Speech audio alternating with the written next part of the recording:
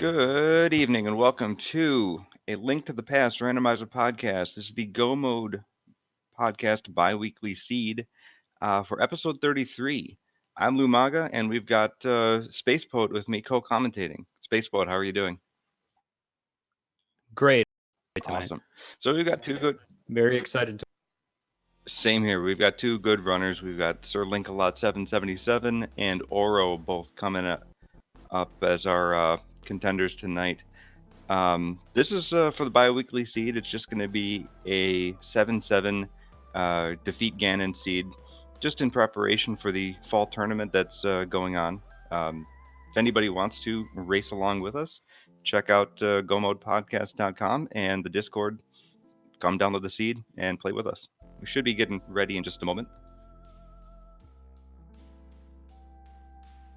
This is also an open mode seed, meaning that the players will have the choice to start at the Sanctuary or in Link's house. Both of those will have an item, and then they can choose to take on Hyrule Castle Escape whenever they feel comfortable and have the necessary items to do so. A little different from the regular Link to the Past beginning, where you have to save. Yeah, it also opens it up to a little bit of interesting strategy, right? Which way do you start? You know, if you get an item, you might, or if you don't get an item, you might choose to just abandon that and start over. So it'd be interesting to see where they go. There are definitely a lot of different strategies and like different plays you can make in open mode versus standard. A lot more time spent swordless or weaponless, I've noticed. Definitely. Looks like we got just a few seconds and we'll get going. They are...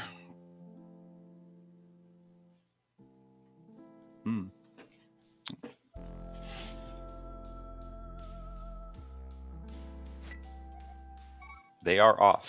Awesome.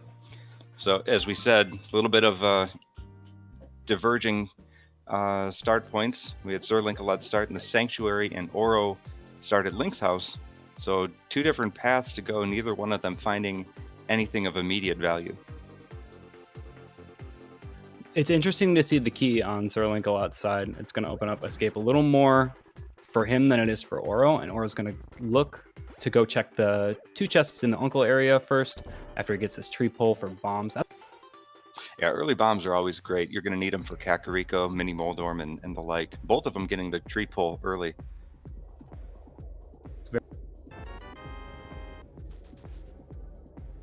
Just $20 on Uncle. $20 on Uncle. SirLinkalot wants to check and see if this is going to be an Aga required seed. He's going to find... I actually did not see that. That was pretty quick. It was either a heart container piece or a red bottle. It was... Okay, so nothing that's going to point us towards an early Aga. I got Oro going back to Sank, picking up his... Bush Crab is just 5 rupees. Yeah, 5 rupees may not always be something to spend some time on, but with not a lot of money and you'll need some in Kakariko, it might be worth it. Yeah, it's always nice to see a quick renewable source of money early on, especially with the bottle vendor coming up, and also Zora and the...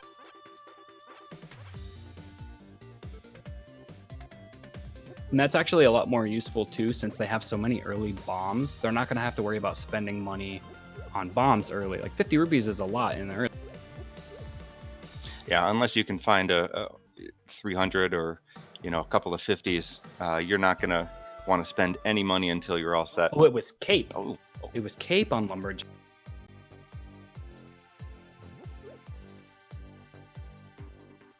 So also something that may not point us towards an early Aga, unless you find a Master Sword, because you would need a Fighter Sword and a Cape as one of your options to get into Aghanim. So SirLinkalot has made his way into Kakariko. Going into Blind's hut, you're going to find 20 rupees,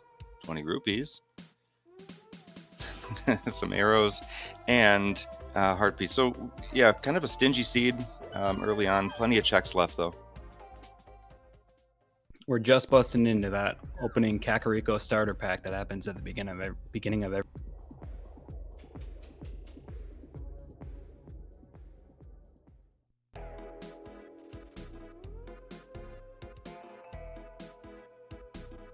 We've got SirLinkalot heading over to the bottom of the. Yeah, so here's what we mentioned about money. SirLinkalot has over 100 rupees. He'll be able to get the bottle vendor. Oro is going to have to find some. He will find some of those big 20s, but right now he's lacking the money. Linkalot finding a heart container. That's nice. And a book. Ooh, there's an early book.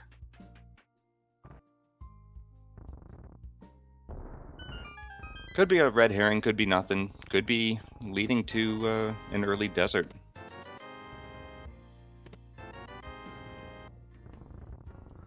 Out of all the Light World dungeons, that's not the worst one to have to go to early. There's not really a whole lot that's absolutely required to get like the front-loaded items in it. And then of course you will need a fire source. Yeah, you need that fire source. You need gloves if you want to full clear it. It's a big gamble to go early. There's a lot of things that could be locked. Maybe boots locked, fire locked. So more exploration in Kakariko. SirLinkalot heading into the tavern, finding a mushroom. So he's got a book and a mushroom so far.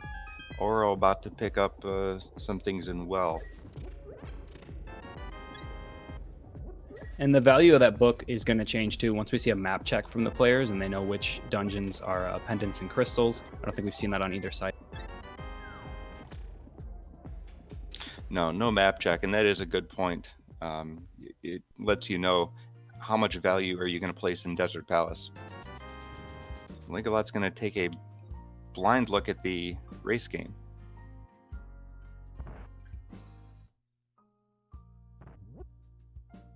I think doing race game blind is the right play in a lot of situations, because even if it's not anything that you absolutely need to clear the seed, it might be something useful. Especially when you haven't found a whole lot, you might as well spend the extra few seconds just holding out the hope. But just a heart piece in the race game, so he's going to save and quit. Ooh, we did get a map check. I believe I saw red crystal at Eastern. A crystal at Hera, and I think Desert was a pendant.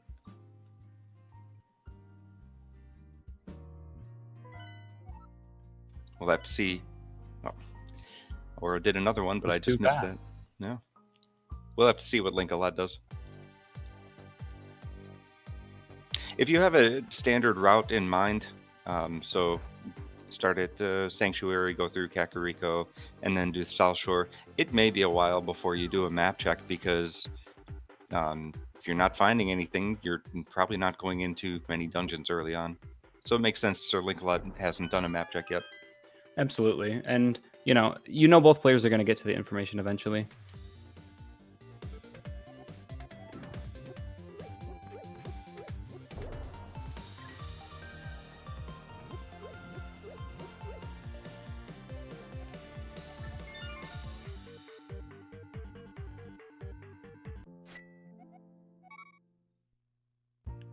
So when you're going to check dam, you come out, the item is good. Does that affect whether or not you go to Ice Rod Cave or Agina?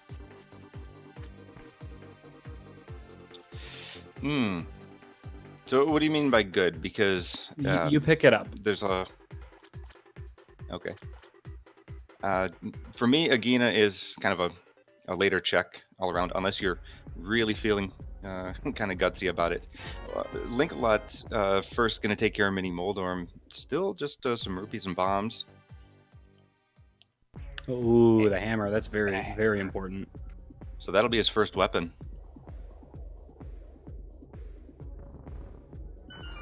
Also a very important piece to the Dark World puzzle.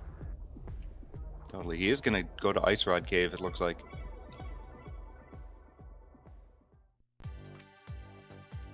I feel like the Agina check and Ice Rod Cave had a lot of similarities in the early game. They're both really far out of the way, and they're just one of item locations that could have anything.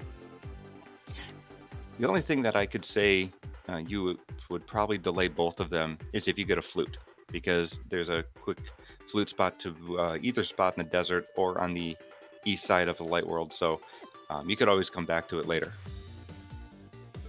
A surprise guard there.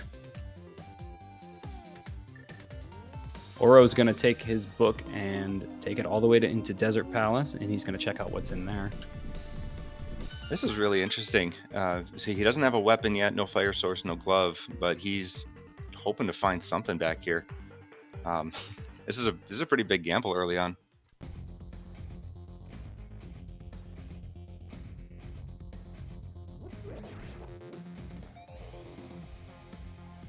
Especially being a pendant and only two chests in here. SirLinkalot looks like he's a fake flippering, so he's going to get some checks here. Lake Hylia, Hobo, and possibly Waterfall.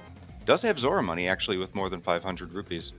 I think that's a really solid play out of SirLinkalot, knowing that, you know, you can get all those wrapped up in one, and having the confidence to be able to, you know, say, I might not need flippers right now, but I'm going to, you know, forward check these items.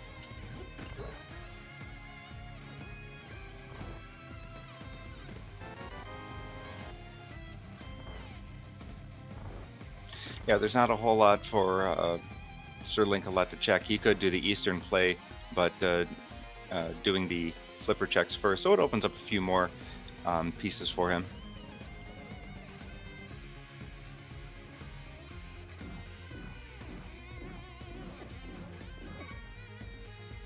Or getting caught in the sand trap there. He's gonna have to clear out these enemies with bombs to get these two chests. And on half a heart, too. This is very, very interesting on that Oro side.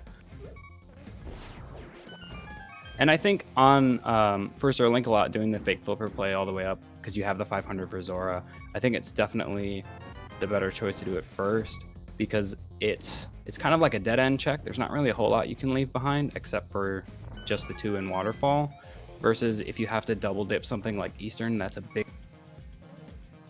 Yeah, well, he did these fake flippers, and as a result, he's not going to be able to get the sword that's actually on Zora Ledge.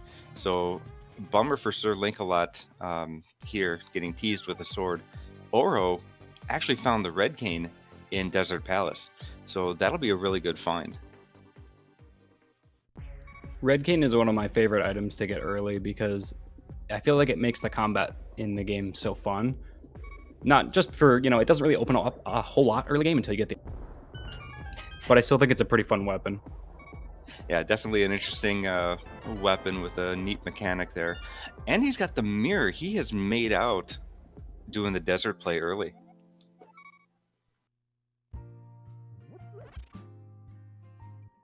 It's always nice to find the mirror early. I always find myself like thinking that I can go do things or get a lot of checks and routed in at once with like flipping back and forth between the worlds, and then forget I don't have the mirror. So that's a good thing that these runners will be able to mentally check off their list of things they have to, you know, do I have this? Can I make this play?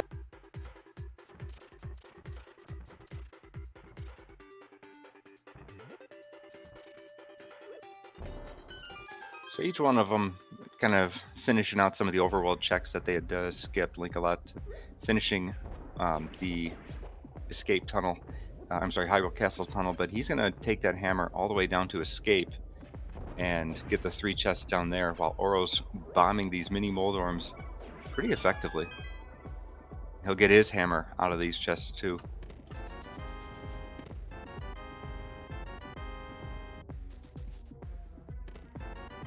So they're both kind of wrapping up each other's tracking footsteps here. So what do we have left on the table? What is the next place you go? Eastern Palace? Back of Saha's Closet? Yeah, I would definitely head to Eastern after cleaning up Escape if I were SirLinkalot. Not a whole lot more you could do. He does have that key, so he's going to be able to get through Dark Cross and the back. Oro, we'll see if he bothers with Escape early, or if he goes to Eastern after getting this Ice Rod Cave. SirLinkalot actually taking that book early on might take that as a clue to get to Desert, just like Oro did.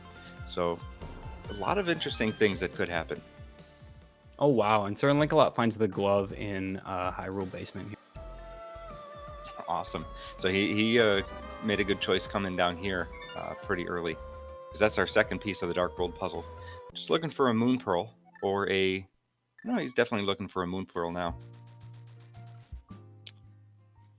If he finds any kind of fire source down here in the basement or in the back 3 chests, he might be even more inclined to go to desert and clear it, if he wanted to pick up a pendant. Sure. So he found the map. He's already found the key. Means everything in the back of escape is going to be an item. Oro's trying to get this fake flipper, but he's going to use the fake flipper to turn in mushroom. Does not have the gloves, so he's going to have to take an alternate route. That's very interesting. I don't think I've ever seen that bomb into fake flipper on that spot before. So SirLinkalot heading to the back, gonna open these 3 items, 3 guaranteed goodies. So another early item find, you know, the mushroom. He's banking on that leading to something, just like the book was. Kind of an out of the way thing for him, but let's see what he comes up with.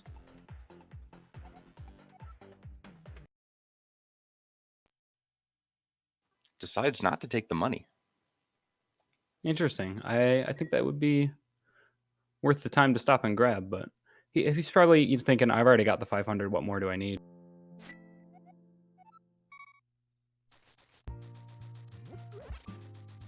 Yeah, I mean, he does have a lot of money. He could be taking... I'm sorry, I thought he already had 500. I guess he doesn't. No, he doesn't have... So Zora might not be on his mind. Actually, chat pointing out that he could be holding on to that mushroom, so he did actually do a reset, not a save and quit. Could be holding out for doing a fake that's powder. very important.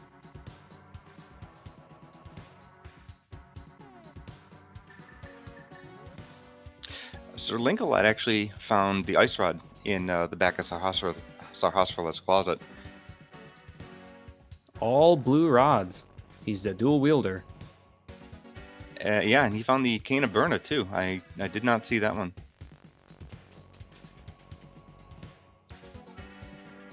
That's a very good item to find at this level too. Neither of the players have a sword yet, and if they do end up finding that Moon Pearl, one of the places that they're going to be able to go is just straight into Village of Outcasts and into Thieves Town, and having that Cane of Burna makes the blind fight almost a non-issue. Definitely.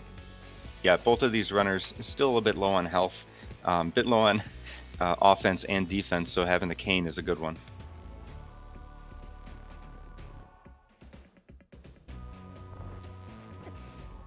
And just a single arrow as the first item.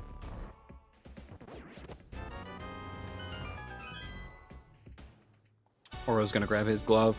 Now he's also just a Moon Pearl away from Dark World. He does have the mirror over SirLinkalot. Yeah, and SirLinkalot did come into Eastern. He does not have a bow, so if there's no bow here, he's committing to a double dip. This is a 5/6 crystal. Ooh, he finds the flute. That's very, very interesting. So definitely worth it, even if it wasn't a double dip. Even if he is committing to that double dip, finding the flute early is awesome for him. Especially with the hammer, that'll open up just about all of Death Mountain going around the back. The Death Mountain. Yeah, he does need the mirror to do that, but we know that that's in desert.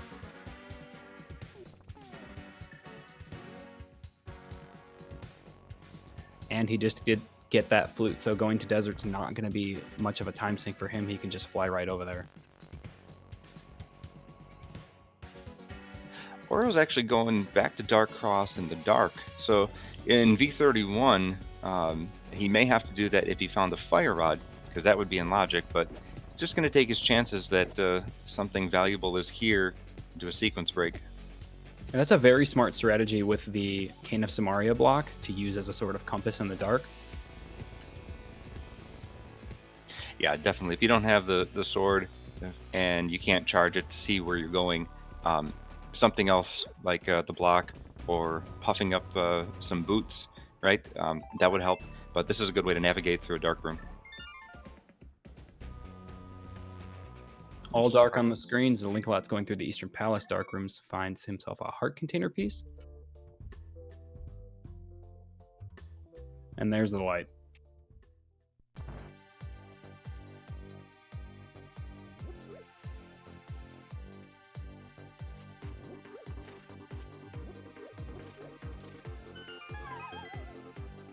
Dead end in Eastern Palace. The SirLinkalot's going to save and quit.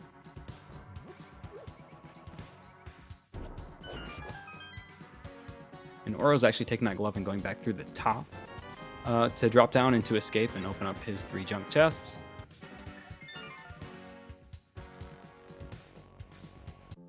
Yeah, so I got to believe that SirLinkalot is going to activate this flute, and Oro, don't think he has anything but Eastern to go to, so he'll go pick up those items and be...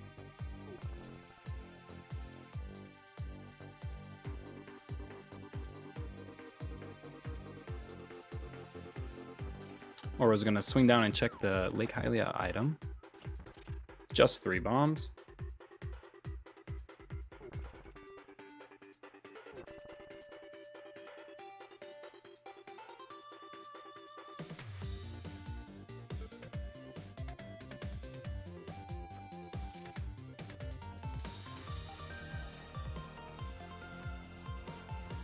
Oro making his way up to Eastern Palace.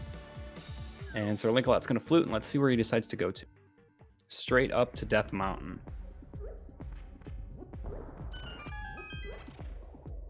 It's going to be kind of an interesting play with no mirror and no hook shot. Yeah, he's really limiting...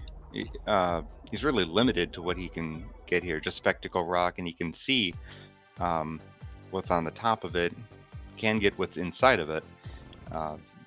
He's not yet got that mirror for sure, so he's got to hope that something is up here. Otherwise, he's got to double back. And if he does see this item and save and quit here, what he forgot to go grab the spawn point and free the old man. That could have been a really, really solid reason for heading up to Death Mountain first with the flute, because then every time you save and quit, you can just go there, get the heal, and flute to wherever you need to go. It's a big time save. Yeah, actually, that is the fastest way to come back from a save and quit if you have the flute. The shortest path to get a refill, and the shortest path to get out of a cave. So if you have the flute and you have that spawn point, you're set.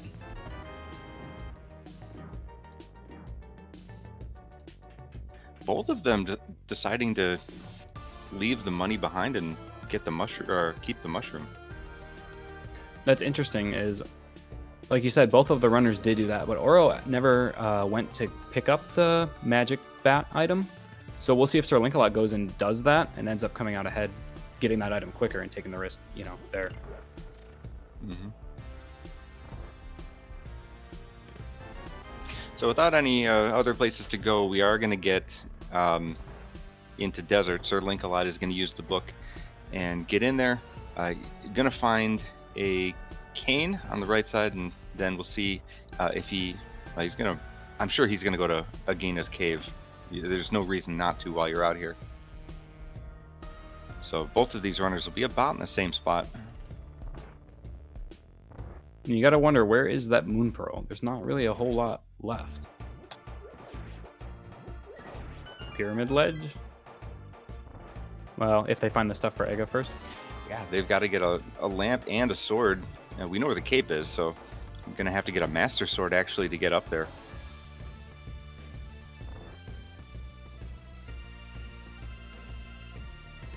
Yeah, we were very quickly running out of places we can get to.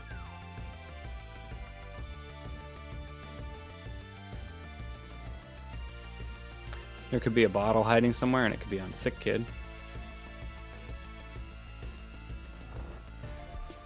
A lot of dirty items that could come up. Just make you go farther and farther into checks just to find that moon.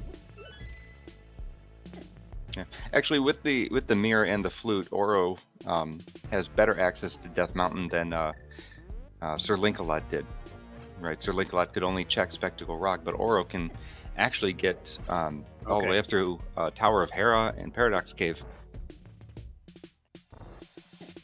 Yeah, that opens up a significant amount of checks. I'd be willing to bet that it's up there.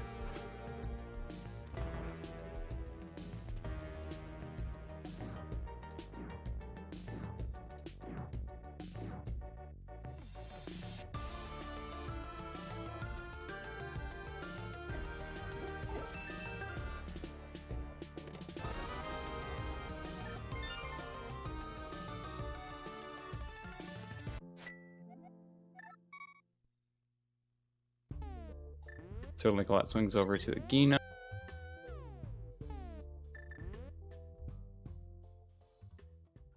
I did not know that you could mirror to the front of... Yeah, it's another quick way to get out after you save and quit. As I mentioned before, That's very interesting. Old Man is a little bit faster, but yeah, you can mirror out of Sanctuary.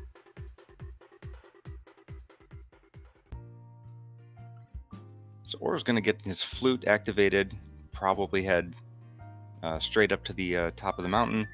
SirLinkalot, now that he has his mirror, probably also headed back that way. We'll see if he dips back into the... Oh no, he's going to the village. Ah, he's going to use that hammer.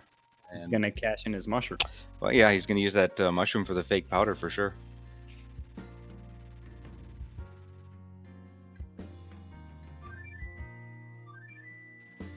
Oro will not do that. Oro is going up the mountain. And he is going to get that spawn point. And he is going to go check the old... Mm-hmm.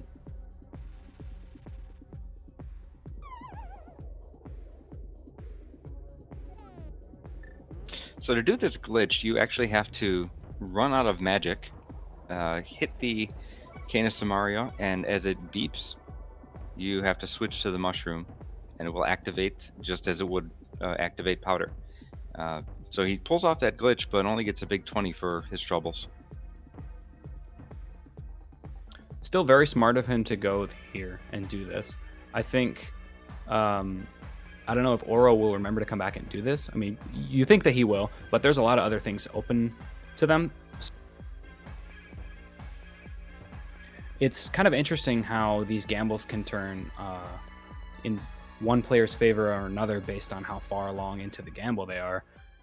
When Oro did the gamble not to take the rupees, it was more in his favor, and now that the actual thing that you get from doing that turned out to be nothing, it's more in his favor for not going and claiming it.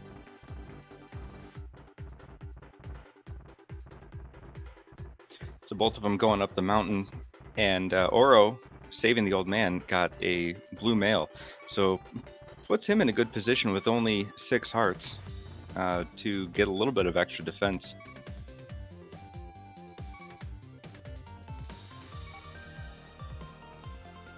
Both runners are very low on health too. I would not want to be heading into Hera looking like this. But we see confidence out of SirLinkalot. He's going to do just that.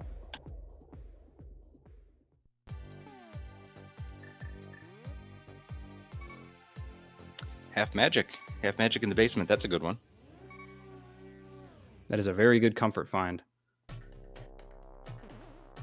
Especially with the amount of hearts that the runners have currently. And SirLinkalot not having that blue mail. Anything that's going to make his life easier, gladly.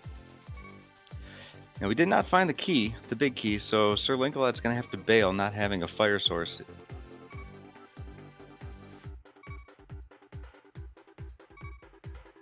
Giving a bit of a high five across the bridge here.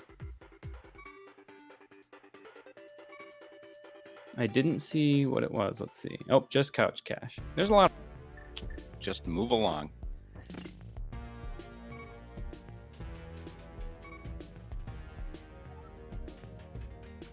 Yeah, so they're just going to follow each other for a little bit, or we're going to pick up the half magic and going to have to also zoom out of Tower of Hera.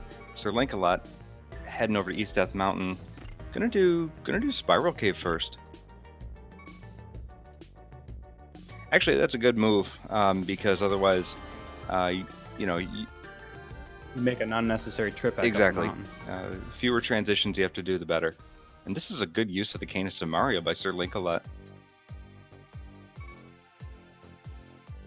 I like that a lot. That's very... Yeah, he took care of the jelly. It's great to use hookshot. You can't swing a sword, and you can't use the hammer, but you can use the cane. Awesome. It's also interesting, I noticed that when he was using it, taking a hit by an enemy will make you drop the block on top of them. So that's kind of an interesting guaranteed damage, and then you can just explode the block. there's a downside to using canes here. It looked like Oro got stuck in the dead rock after hitting it with the Cane of Burna. So probably doesn't feel good good for him wasting a few seconds, especially when these two guys are so close. They're almost synced up after all of the different path taking they chose. SirLinkalot finds a sword in the bottom side of Paradox.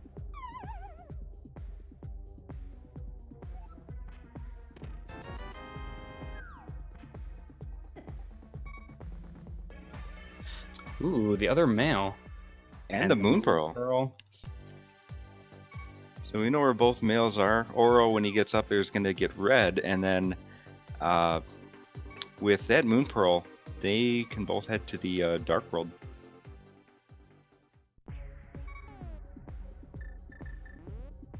And it's a good that the other male for SirLinkalot is on the old man, because he will get it eventually. Then we don't have to worry about too far of an equipment difference between the two players heading into the rest of the game. Got the Dark World access kind of reaching the midpoint where the game really opens up, and the big plays out of the players and making different calls to go to different places is really going to start paying off. Yeah, they can hit just about everywhere in the main Dark World. Gonna have to save East Death Mountain and Misery Mire area until they get a Titansmith, but looks like SirLinkalot gonna take the Kakariko entrance to Dark World. We'll get a map check, I'm sure, very quickly. I'm sure he wants to know what he needs to go to next.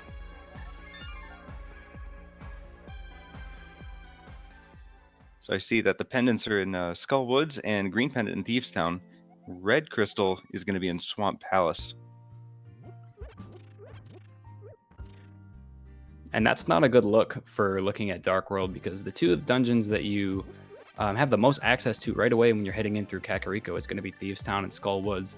And now you have to double dip these if something like Pedestal is required, and single dip, just to get the items in them without being able to actually full clear them. It's kind of got to be a little annoying for the runners. Yeah, definitely not the best placement for the pendants.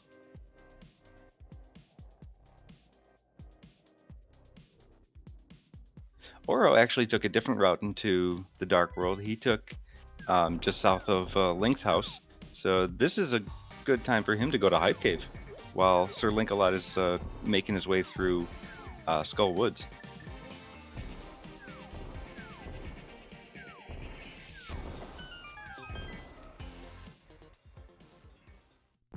Let's see what our hype index is going to be today.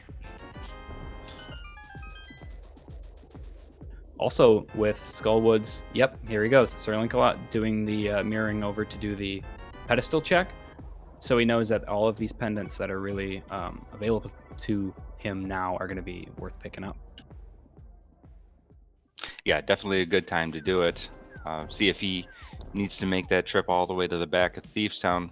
Get your ped hype in chat. Just change. Well, okay. Meanwhile, Oro did pick up a bottle in Hype Cave. So, bottle with a B. That'll give him access to Sick Kid when he ever goes back to Kakariko. Gonna check out the east side of Dark World. Probably starting with the pyramid now.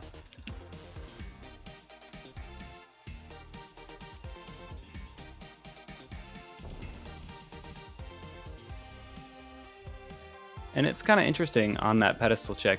It's one of like the very few times where you could probably say, I kind of wish that was a ped seed, because you're probably going to have to hit all these dungeons anyway.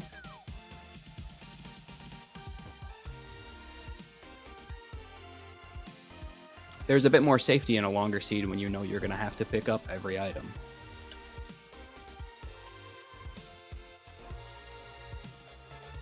Yeah, there is something to be said about, kind of having to do all dungeons and having to pick up the pendants anyway. And it doesn't feel so bad because you know your opponent has to do it also. Yeah, a lot of the big plays become a lot less risky when you know you have to do everything. SirLinkalot heads into the newly added pinball room chat. No longer guaranteed to be a key, although it is a key today. Throwback.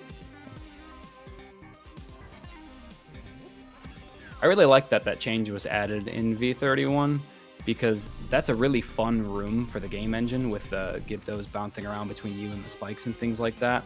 And I think it's really interesting that now you're going to see players be able to play that instead of...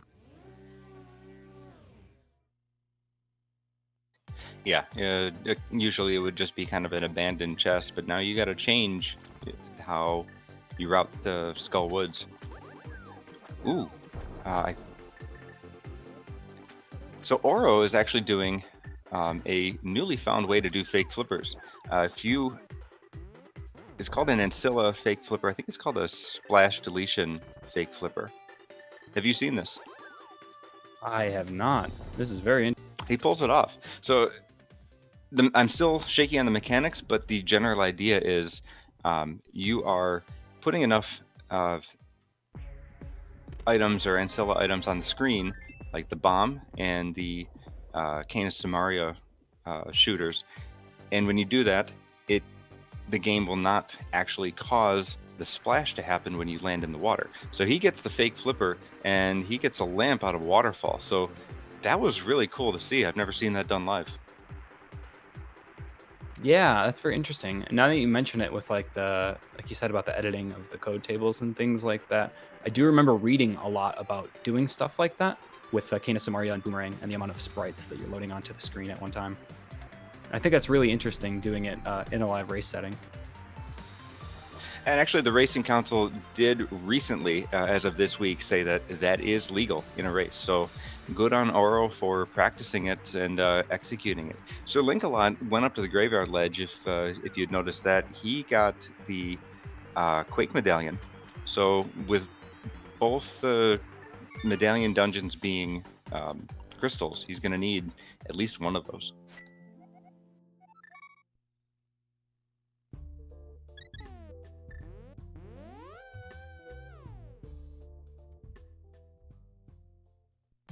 And you hope it turns out to be the same medallion for both dungeons, because you don't have to do a lot of traipsing around and tracking down the extra ones if it comes down to that when you get to Mire and Turtle Rock.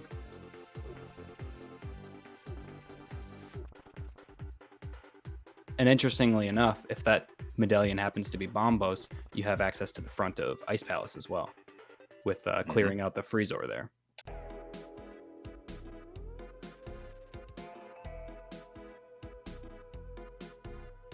Now, Graveyard Ledge is kind of out of the way. It's one of those out of the way checks, but having a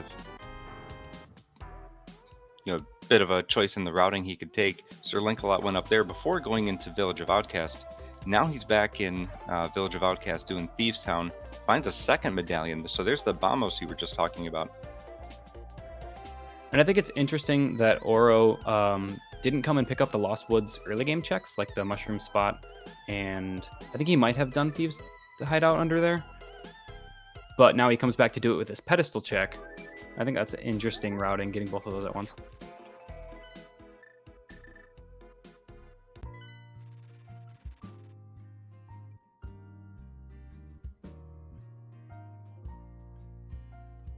SirLinkalot grabs his bottle and a fire rod. This is a great Thieves Town to go into. So he's got 3 items out of here. Only 1 left, and 2 if you count the green pendant on blind. He's going to go a bit farther back. It's always tough to see, tough to decide if you get items up front. Do you continue in a pendant Thieves Town, or do you bail and leave 1 or 2 items behind? But he's going to do it. I would say this is a pretty solid play from SirLinkalot. He's got the hammer to get the big chest. He has Cane of Burna to be able to have complete confidence in the blind fight if he needs it. And having that fire rod, that opens up a whole lot too. So there's not really a whole lot to lose from taking the back of Thieves Town and claiming the green pendant, which is another item check, basically. I like it. Yeah, I think this is a really good play too.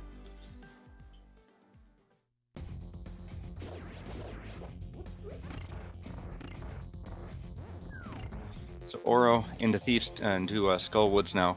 Not going to find much. I think all we saw were keys, the big key, and maybe a dungeon item. I think both items are going to be in the back behind that fire rod SirLinkalot found.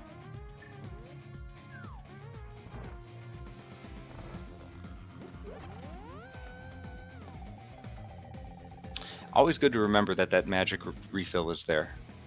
Absolutely.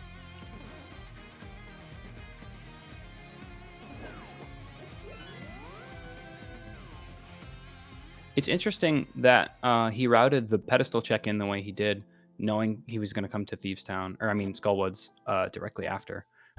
I mean, I guess maybe he could have decided to go to Skullwoods after he made that decision. Yeah, he did. He fluted away from the entrance to the pedestal, and then had to come back. So I'm not sure if it was a time save or a time loss, but he's got to live with whatever choice he made. So there's our fourth item, just bombs. Going to be able to skip that hammer check. I've always wondered if it's faster to mirror to the front of Thieves Town with blind or head back upstairs, if you already have the big chest.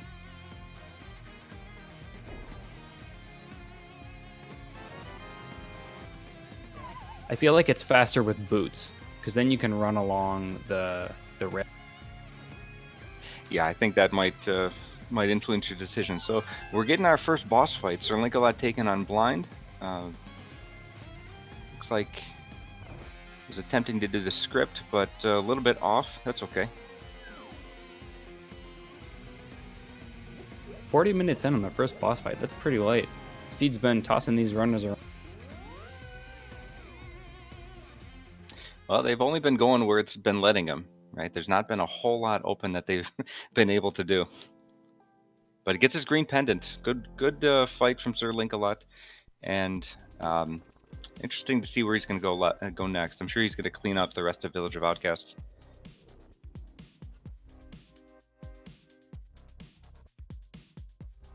More information for us to make deductions.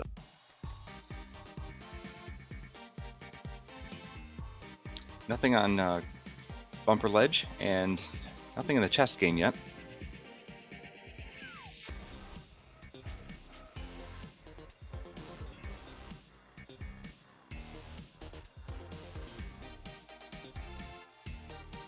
SirLinkalot remembering he's got that that bottle. He's going to mirror over to check Sick Kid.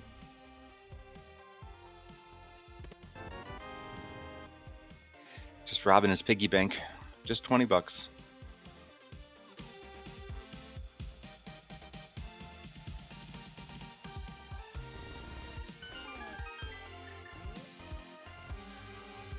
Oro going to take his trip into Thieves Town. Oh, maybe not. He's going to open it up for now, but maybe finish up the rest of Village Outcast. That's actually smart, right? He could open it up, do these other couple checks. I mean, he might be looking for boots, and then he could do Thieves Town a bit quicker than SirLinkalot did.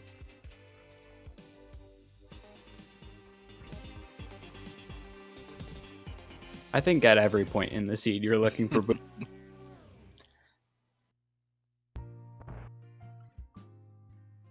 Oro also remembering. I think one of the coolest plays I've seen players do with the entrance to Thieves Town is that it's right next to the warp point for your flute. So they'll mirror over and then fly around and do overworld light checks, like light world checks, and then fly back to their mirror portal and have a really quick way to get back into the dark world and like go into Thieves Town and things like that. Even like if they know all they need is the hammer to get the big. Yeah, that's a pretty clever way to do it. Save your portal. As long as you don't go back into the dark world, it'll still be there.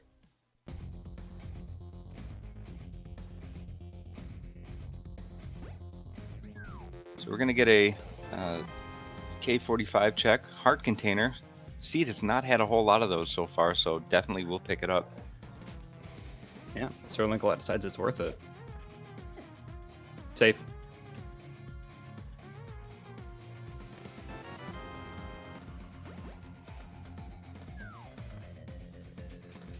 Oro finding Bombos, and Linkalot's going to head up, check Stumpy, which is just another quarter.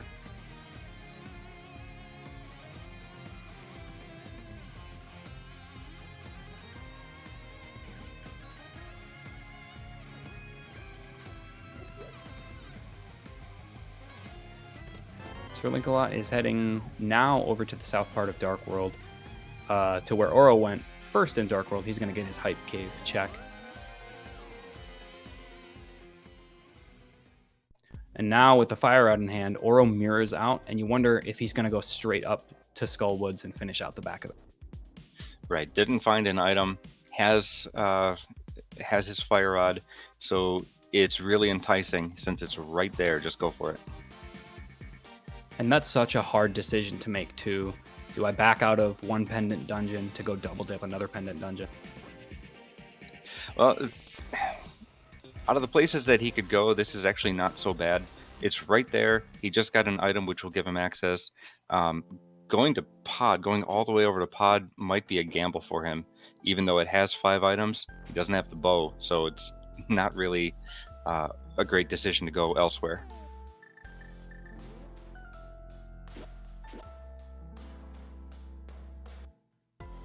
Yeah, like Skullwoods is definitely the only place he can go. It's just, do you make the decision, do I orphan the rest of checks that are in Thieves Town?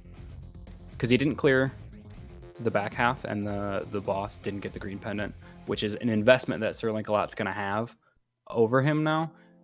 You do save some time if it's nothing, which again, like I said before, the gamble's going back and forth. When one pays out, it creates a time loss for the other person.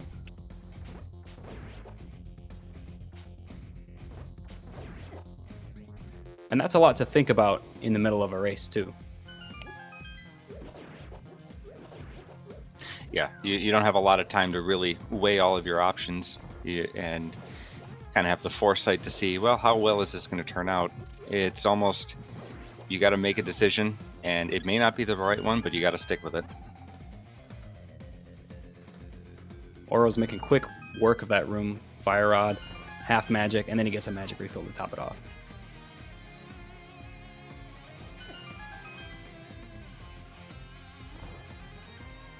So he's got to go into Mothula. He's got Hammer, and he's got Red Mail, and he's got half magic. So this may not be too difficult for him. This looks like a pretty confident setup for a Mothula fight. If you're good at aiming your fire shots. And he does, granted it's fighter sword, but he does have the sword to be able to strafe along the bottom line and fire off the fire rod shots. Wow, and he gets it done with just the hammer. That is... Yeah, he gets a second bottle with the bee in it, and gets a pendant. Not a whole lot of use for the pendant, but at least he knows he got that item. So actually, our tracker, LadyBoxthief, did correct us. There was another item in Skull Woods. It was a piece of heart, so that was the second item there.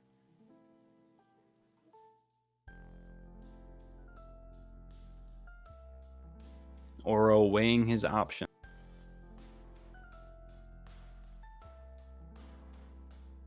Not a lot of good ones, but at this point, you could go to Pod for the value. Having a fire rod would get you into Hera, and you can go all the way up and get a second crystal. And Pod is even more enticing with that fire rod too, and the lamp. You know, you can access all.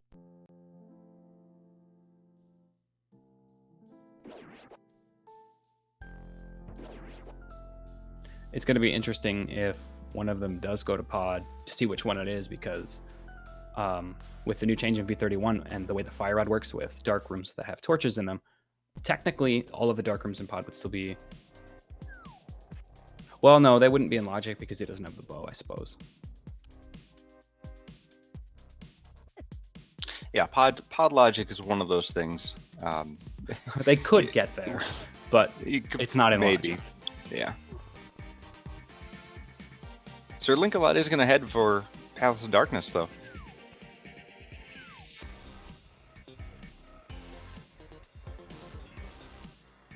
And on his way, I would imagine he's going to turn in that green pendant. Yep, he gets his mirror out. This is a smart play, cashing in on that long-term investment. And it'll be exciting to see if this is something important that Oro has to go back. Just another.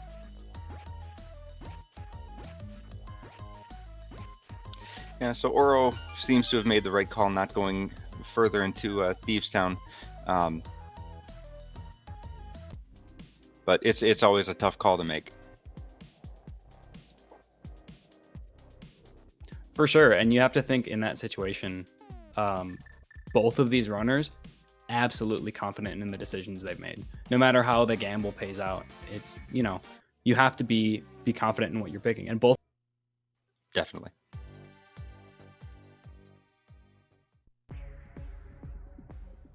So let's see if we get anything indicating where to go here. If this is a key, he can go further.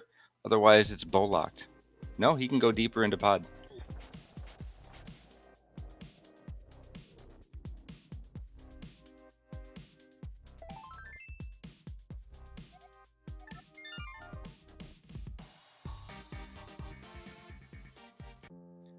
Pod is definitely one of those dungeons that's so scary to think about when you're a new player, because there's so many things you can forget. I think like forgetting where one chest is in pod is something that you'll do for the first 5 seeds you play, because there's so many. That and ice pack.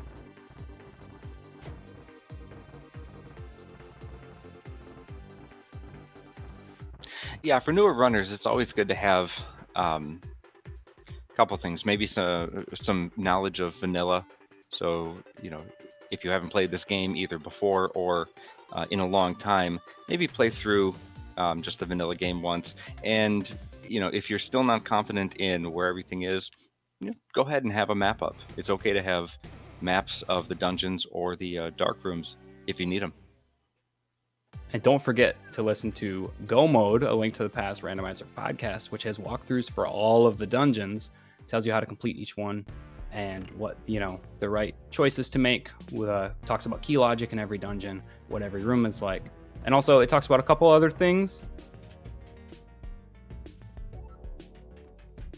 Yeah, Go Mode podcast is letting us host this bi-weekly seed. SirLinkalot found his flippers, and actually we did miss that SirLinkalot had done the camera unlock glitch. So even though couldn't get over to get those flippers, a sequence broke them. But Go Mode podcast, yeah, go to gomodepodcast.com, check it out. A lot of interviews with well-respected and well-known people from the community. Every 2 weeks, every other Wednesday, there will be a new episode. I would pretty confidently say it's the definitive intro book to Rando.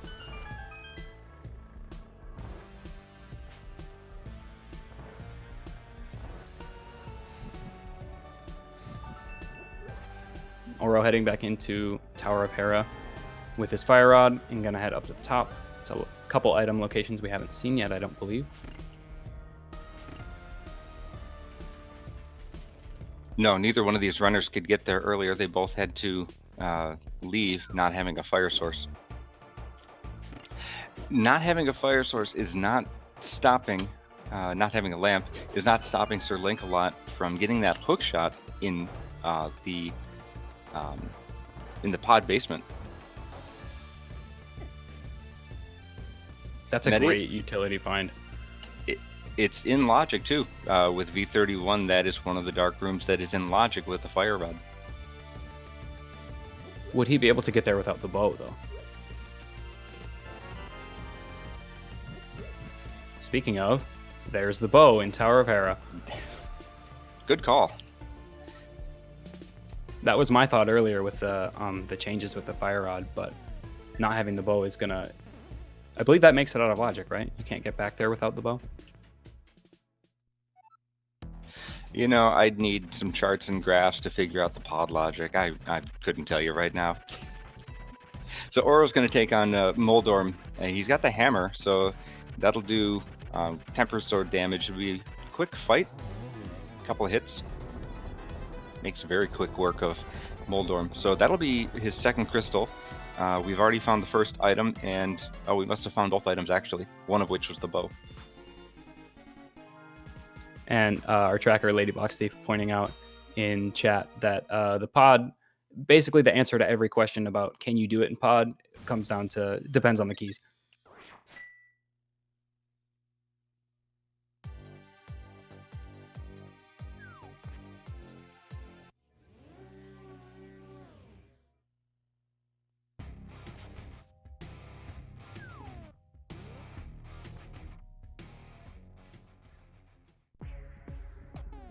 SirLinkalot taking his flippers and doing all of his wrapping up this waterfall fairy check where he's going to find his lamp. And Oro's going to take on Spike Cave using the Cane of Burna and his half magic to get through. Let's see what's back here today. Now with those flippers, the fire rod, hammer, hookshot, you know, Ice Palace is also in logic. They need one more glove to enter Ice Palace, I believe. Oh, thank you. Yes, do need that Titans-Smith, but very close. It's got to be a kind of a stinging find to get that lamp after just coming out of the dark pod.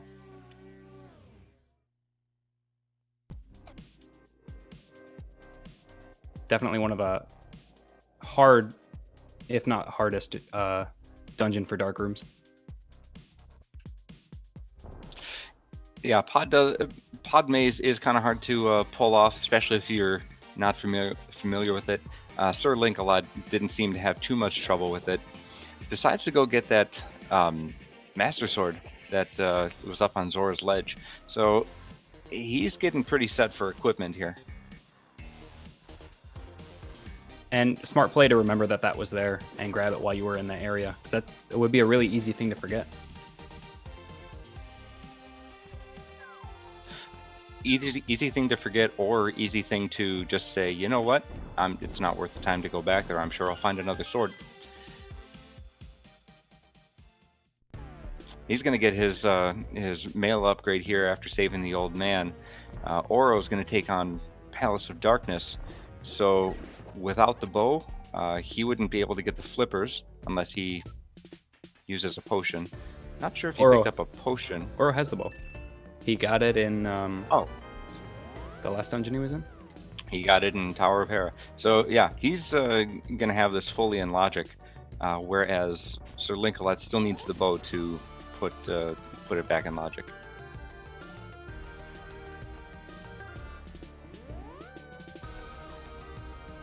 Palace of Darkness and the way that it's laid out with all of its very strange key logic, I think is going to be one of the dungeons that changes the most from V30 to V31, because now both the fire rod and the bow have different logic, and those are two items that affect Palace of Darkness. So I feel like the item placement is going to be changed pretty significantly from what you're used to seeing in older seeds surrounding Palace of Darkness. Yeah, it actually could be funny. You could do a camera unlock and then find, one of the two progressive bows back here, and then suddenly kind of be in logic, but not really.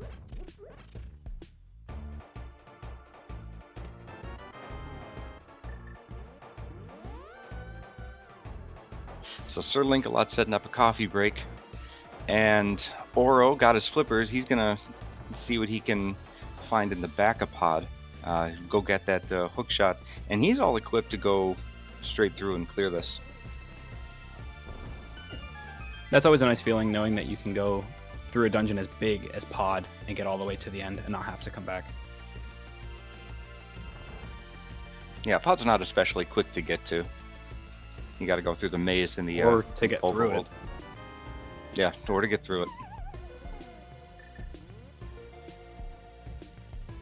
Especially since you can get to multiple areas on multiple different equipment levels.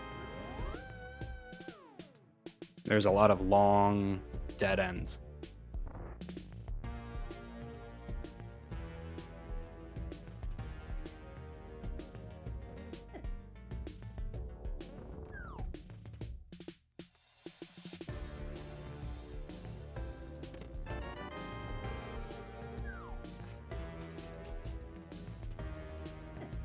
So what do we really need? I know we don't know what either of the medallions are, but we have 2 of them. May still need ether. We don't yet have the Titan Smith. Is there anything else we're really looking for? I don't think so. Shovel, boomerangs, and boots are all non-mandatory unless we get the legendary Ganon's Tower.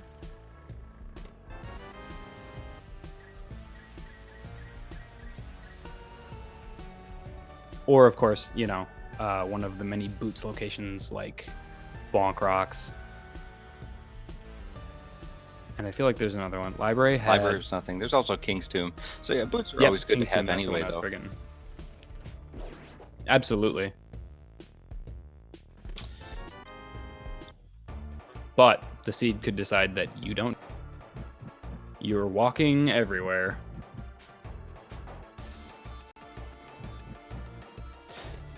So at 59 minutes, 37 seconds, or SirLinkalot got his first crystal in Tower of Hera.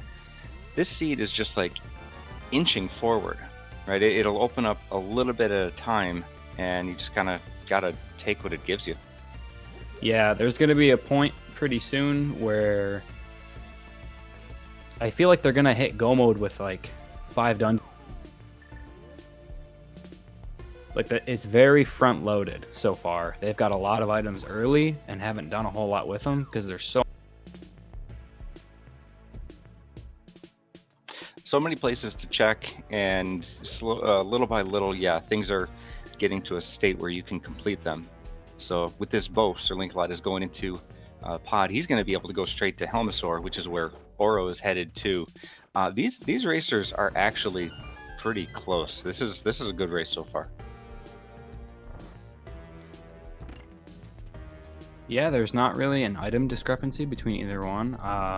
SirLinkalot has Quake. That's I think the only difference. Yeah,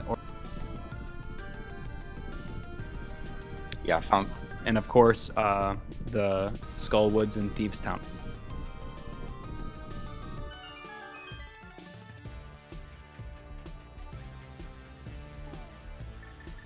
As far as dungeons completed.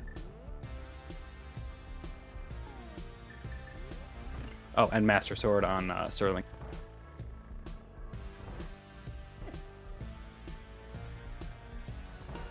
Oh, that's right. Actually, Oro did not pick up the Master Sword. He did not have the flippers to get up there.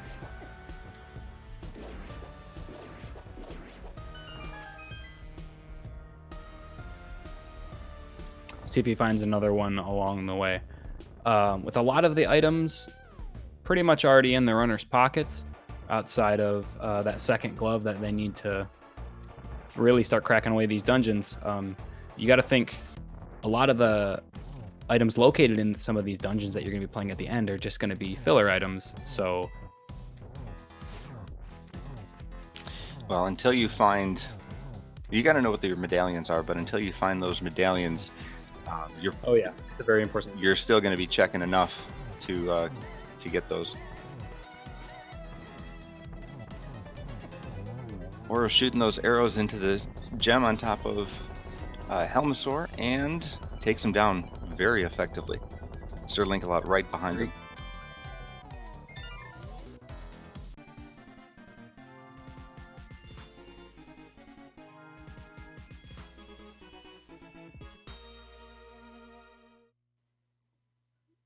Both the runners are going to finish up this dungeon at pretty much the same time, and we'll see where they plan to go next, if they both head to the same spot or which. Best place to go would be Eastern. Mirror straight there and go straight through. Oh yeah. Right. Yeah, so that's what Oro's going to do. I imagine SirLinkalot is thinking the same thing. Now SirLinkalot, no, they both went through here. That's where they got the flute. So they can just go straight back to Armos. Yep, this is a very clean wrap up.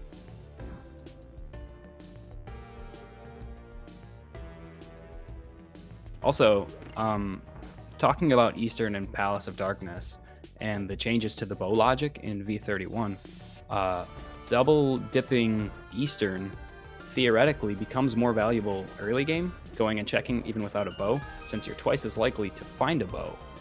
And then whenever you go back to take on Palace of Darkness, you can mirror over.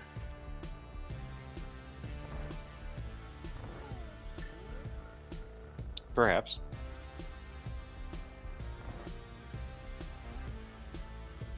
I mean, the percentage value of something like, oh, is Eastern good, is in no way like measurable on a seed-to-seed basis.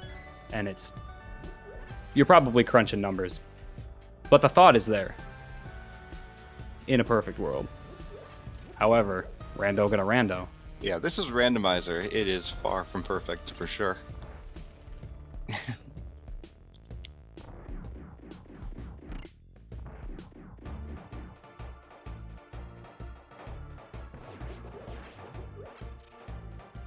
So if there's no glove here, what else is left? We know that Graveyard Ledge has Quake. You could probably go... No, you couldn't even check either of the medallion locations without that glove. What really is left? Finding an item on Armmost Nights that lets you open more locations. I suppose. It's got to be progression. Or the glove. It is not. It is not. Swamp Palace. You have flippers, hookshot.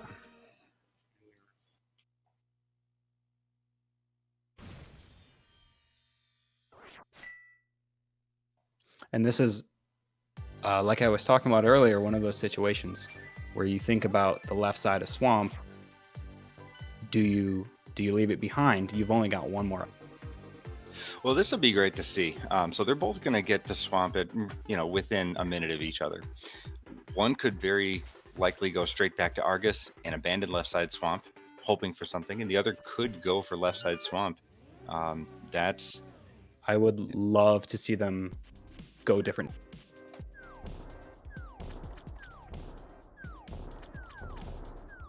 I imagine if they do that, that is a huge advantage, because there's going to be something in Swamp Palace. It's just a matter of where. Yeah, exactly. And I feel like with rando players and in the rando community, like left side Swamp gets talked about so much as pretty much the de facto example of making a gamble in randomizer. It could pay off or it could not. It's really dependent on the seed, but very, very seldomly do you get to see it in a literal head-to-head kind of sense. Where if one player picks something and one player doesn't, this is a great example seed of, seeing what the consequences of that are in real time.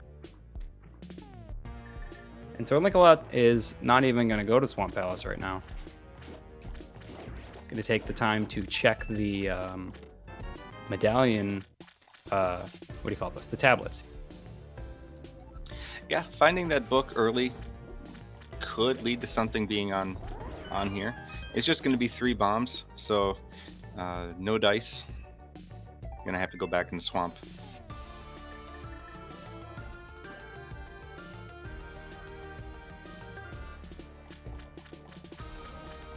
All things considered, not the farthest out of the way. I don't think there's another time where he's going to be closer to it. If you can finish out Swamp here, when do you come back to the rest of this? When do you come back to this spot again? The seed's not... Yeah, the only other option would be, if you get gloves and then you need to get boots and you got to go to get purple chest. That's the only other time you would ever even be down there. So check it now or don't check it at all. Yeah, purple chest is another interesting one too, because when they get those gloves, they're going to have so much of the game open to them that, you would not be wrong to just dismiss purple chest from your mind, because you've got dungeons to clear. Yeah, I imagine that's not the first thing on their mind when they get gloves. It's more likely they'll head to an area that they can complete, either ice or mire, and see what medallion intel they can get.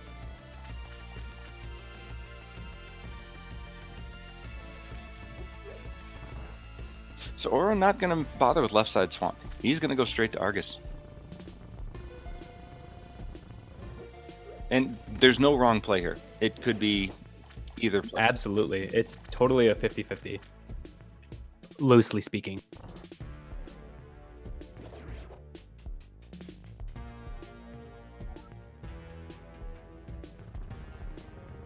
I mean, in the end, there is a wrong play. We just don't know what it is.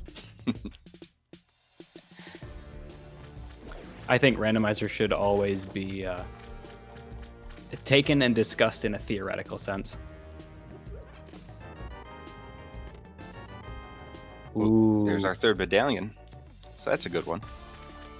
That increases the odds of Oro being in go mode by quite a bit once he finds that second glove. It's really interesting to see a race where you don't really know if you're in go mode or not until you get more information.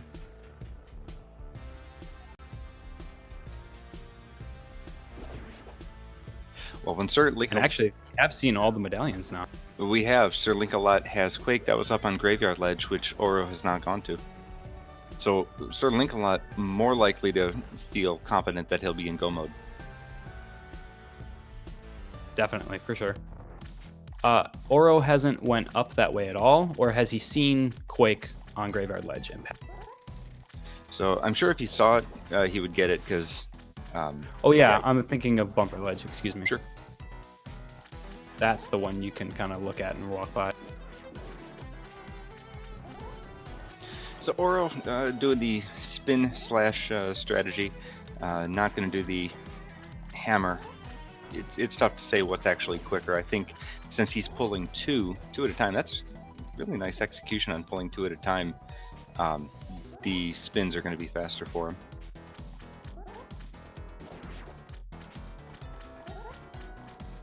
Yeah, and you got to think this is going to be another difference in the way they're doing this dungeon, just because SirLinkalot opted to go back and grab that sword on Zora Ledge. So he's going to be able to do Argus a little quicker. Oro just missing the quick kill with the fire. Gets him down regardless. Still a good fight from Oro. Just a map.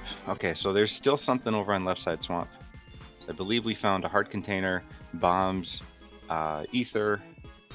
Yeah, there's definitely one over there.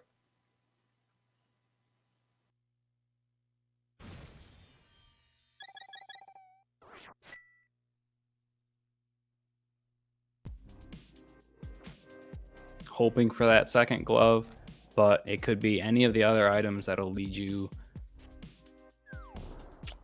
He's skipping it. He's not going back there. Oh my! Oh, that's pretty. But he does have the 5-6 crystals that he got from Eastern and from Swamp Palace, so he's going to go to the Pyramid Fairy.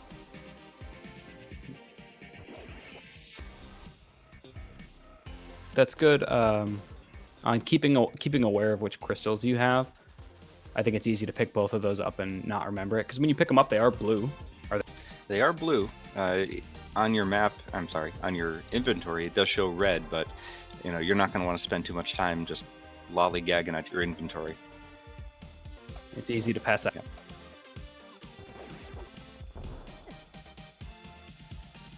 He's going to drag this bomb all the way up to the pyramid. Has either runner checked the pyramid ledge? Yeah, Pyramid Ledge. I remember. SirLinkalot going back for it. So this is where it's gonna probably be decided who's got the advantage. This is very satisfying to see in real time. It's kind of like a Link to the Past randomizer gamble frame.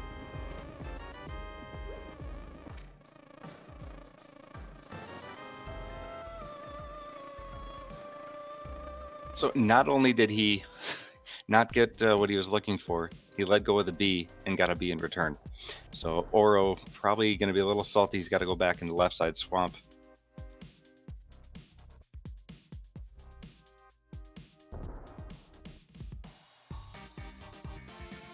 Oro's been up to Catfish, correct? Yeah, he doesn't look to be going. Yep.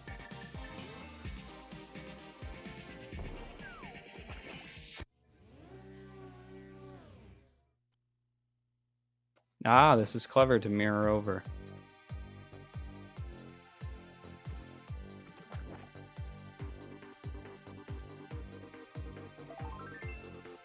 I believe this is going to be another quarter heart. Yep. Always good to keep in mind those one-off locations that you've abandoned or left behind. Keep them in the back of your memory so you make checks like this. Yeah, I actually didn't realize Oro had not checked that. Oh, it was SirLinkalot who had checked that. Yep. Yep, got it with his fake flipper play. That's right.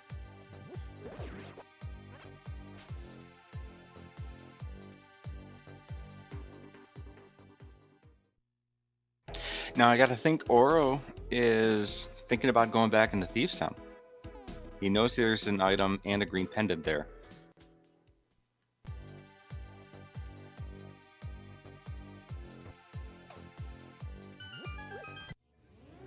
Just a green rupee on one. And there it is. And there's the gloves. Okay, so this puts SirLinkalot in a great position.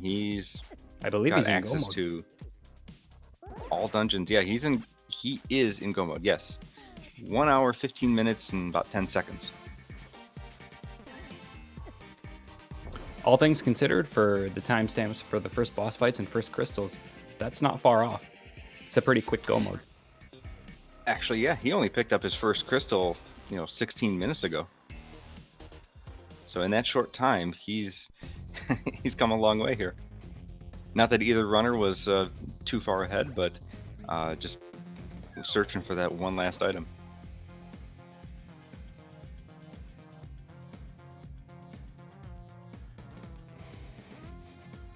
And now since, like you said, SirLinkalot is in go mode, you'll get to see which items does he go out of the way to pick up, knowing that it could be silvers, it could be the boots, it could be another sword upgrade. Yeah, going through Ice Palace with Master Sword is not all that fun. He's going to make do with what he can do, but he'll probably check the ones that are just easily accessible. Anything that's directly in his way, I gotta imagine he'll do something like Freeze or Room, but he may not go for something out of the way like Ice Teeth. Pretty slick from SirLinkalot, remembering that he has the bug catching net, so he catches that fairy for later.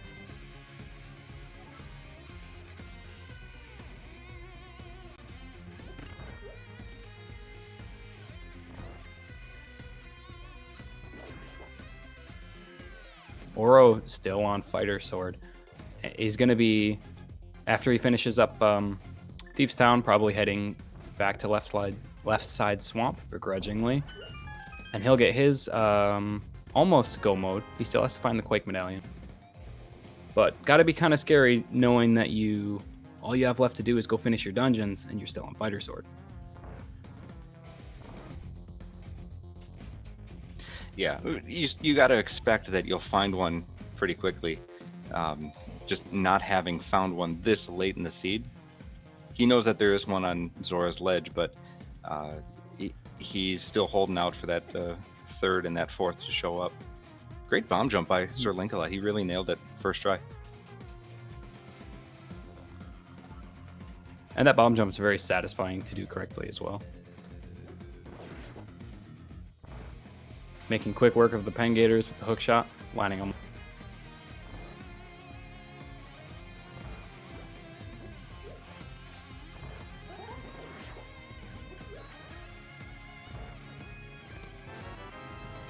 And when Oro went through Thieves Town the first time, he didn't even break into the back of Thieves Town. So he still has to go through rescuing Blind and opening the big chest. Oh, looks like you already grabbed the big chest. There's versus if you had abandoned. Key is locked in. Oh, it's self-locked. Versus if you had just abandoned the boss fight, then you can head straight from the front up the hallway and into the room. Yeah, so you mentioned he's going to have to do left side swamp. I'm sure he's thinking that the green pendant is the answer for him. Oh, that's true. So we've got two boss fights here. We've got Oro doing blind, and then SirLinkalot doing Master Sword, Fire Rod, Cold Stare. Oro doing a very good, near perfect script blind. That was very impressive. SirLinkalot is dodging all of these ice chunks just barely on some of them.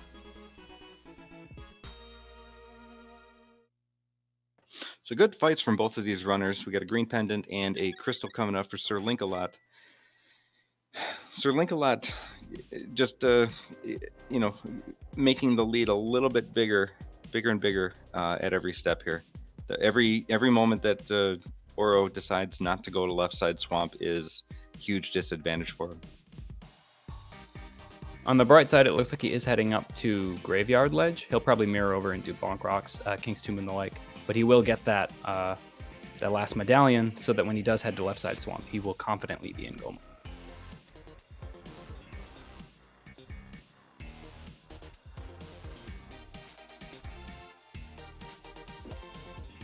Yeah, not having boots or the glove, he's going to have to go the long way through the bushes to take care of this. And having Fighter Sword facing these enemies, right? These Dark World enemies take a lot of Fighter Sword hits. Oh, yes, they do. And this is actually probably more beneficial to Oro than he realizes, because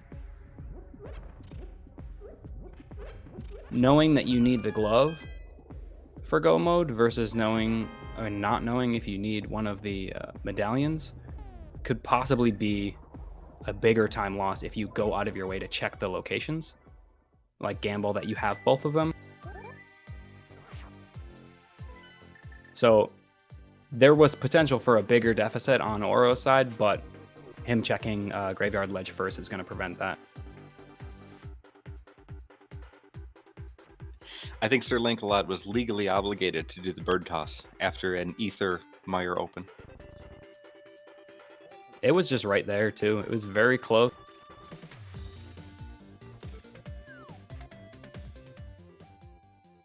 So Oro going to pick up his hard piece from the old man, Sahasrara. At this point, the only place he could really go is left side swamp. So headed right back there.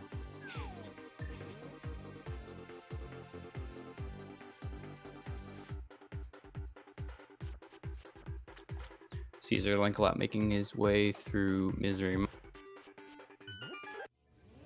See if he finds that nice early big key, and he does. That's going to make his trip through so much faster.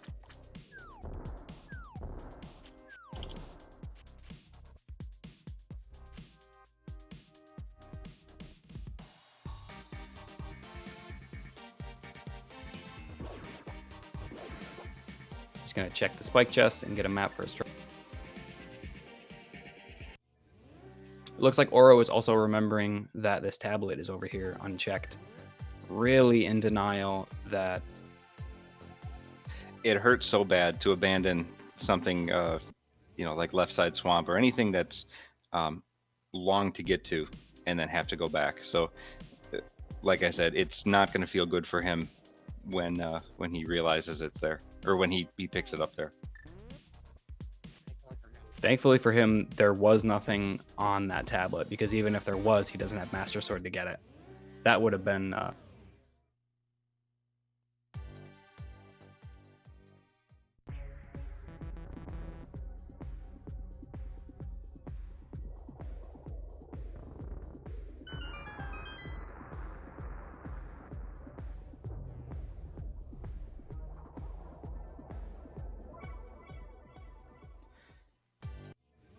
Might turning out to be a pretty quick dungeon here for SirLinkalot. I actually missed it.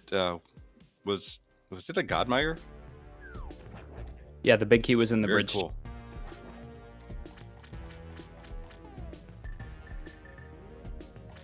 That's got to be a nice little relaxing stroll through the dungeon after all of the... Yeah, but now here, not a really great strategy in any case to take on Vitreous. Wow. Okay, so he's got no silvers. He doesn't have the cape. He doesn't have a very strong sword. There's not a great way to take down Vitreous here. Yep, no boots either. He does have the Cane of Burna. I believe that will allow him to walk through the eyeballs for the first. But it's also going to slow down the game a lot because there's so many assets on screen. Vitreous has so many moving parts, and like the lightning and all of the... Totally understandable why you didn't go. Very quick work with the bow. Don't let him get out of the corner. And he gets a small key.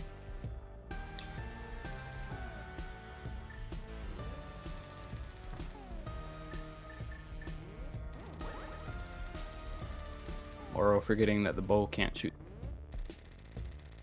He doesn't have anything really to get it. No boomerang, so he's going to use the Cane of Burna to just sneak through there. That's pretty clever. Yeah, the fighter sword he has does not reach all the way across to that switch.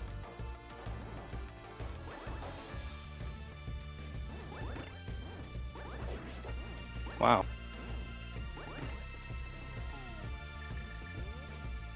Yeah, that was kind of odd. So SirLinkalot now with everything else, he's going to go up to Turtle Rock. I wonder if he's gonna take on super bunny chests and hookshot. Just looking for one more sword here. It's very possible he's confident in his master sword skills and just takes what he has. And then you wouldn't blame him for checking either. They're not really that far out of the way as you're heading up to this side.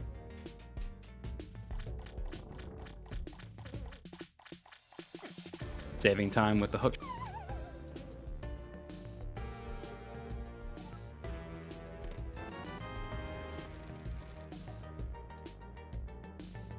We'll see if we get any angry slashes out of Oro when he...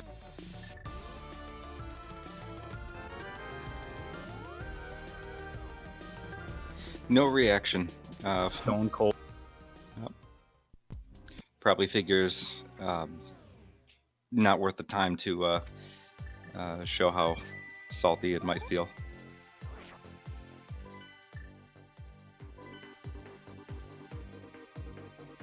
SirLinkalot taking a quick trip through Hookshot Cave.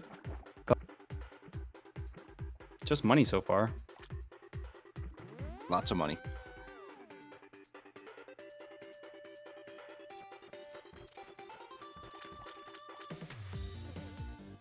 He's going to get that heart container and immediately throw it away.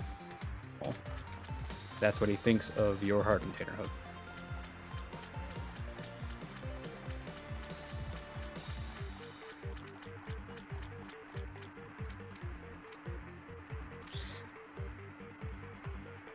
Oro actually going back for that master sword. He knows it's up there. Hasn't found anything so far, but he's probably feeling he does not want to go into Mire and Turtle Rock with just a fighter sword. And I don't blame him for taking the time to do this. Absolutely. And as you know, he doesn't know this, but SirLinkalot went back and grabbed that as well, so it's not going to be any hard time lost for him. Maybe a couple boss fights that he's already done would have been shorter, but with both players going back to check it.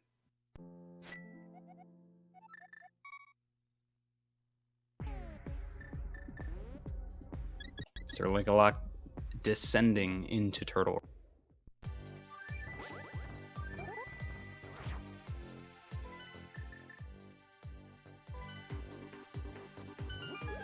Gonna hope for that really early big key, and wow. First chest. Very.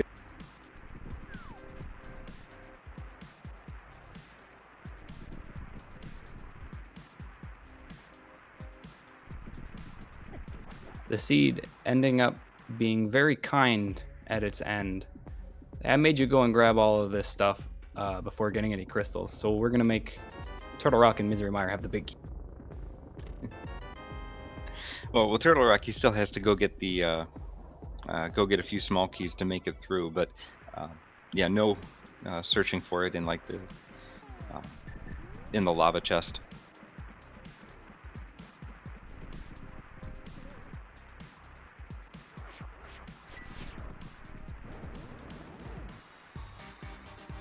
Boots in Turtle Rock, just to make the rest of the game open.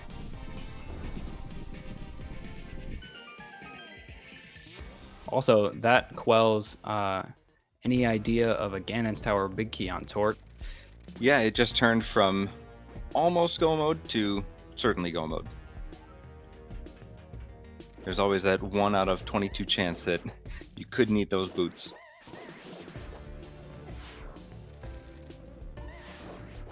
And even if the big key doesn't end up being on the torch in Ganon's Tower, I feel like the boots open up a lot of cool room tech. There's a lot of like wall bounces and dashes through enemies that you can do in GT that makes it a lot faster if you have the boots, aside from just the difference between walking and running.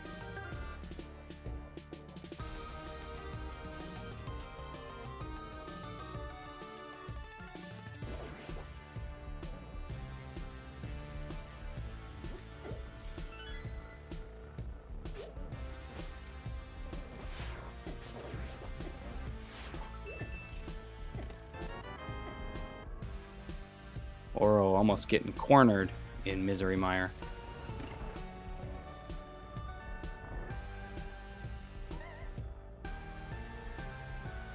Interesting going for the spike chest first, but we'll get his big key here.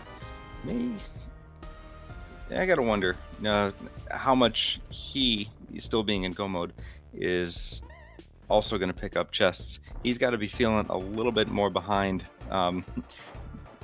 just by last locationing those gloves or those mitts. But he still only has Master Sword.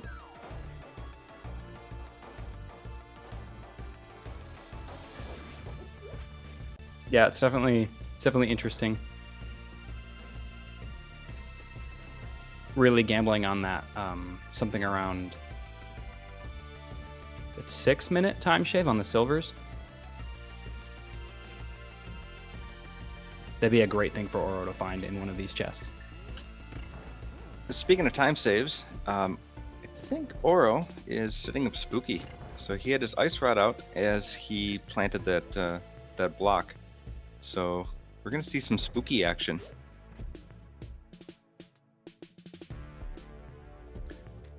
Honestly, I've heard a lot about this glitch, and I've heard it mentioned a whole bunch of times, but I don't think I've ever seen it happen on a stream.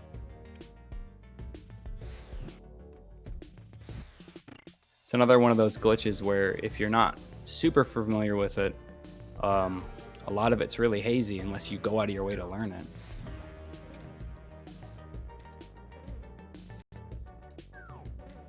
So he was able to pull it off by hitting the anti-fairies with the fire rod and then shooting it again to... Oh, no, he actually didn't get that one. Trying to shoot it to get that other switch up at the top. I think he's going to have to go hit it now.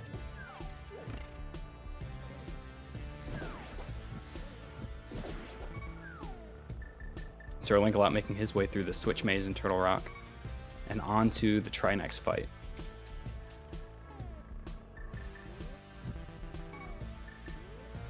So despite being a whole dungeon ahead... Oh, no, actually, I'm sorry. Take that back. It's 2 dungeons. I was going to mention that, routing in GT could still play a huge factor here. But Oro still has to do Ice Palace. Oh yeah, that's right. Even with Ice Palace being one of those really fast dungeons. All the dungeons at the end of this seed were really completable quickly.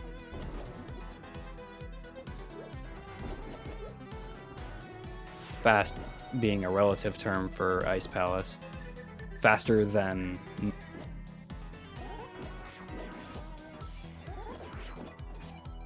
Yeah, the earlier dungeons, when you don't go into a go mode, there's not a huge difference.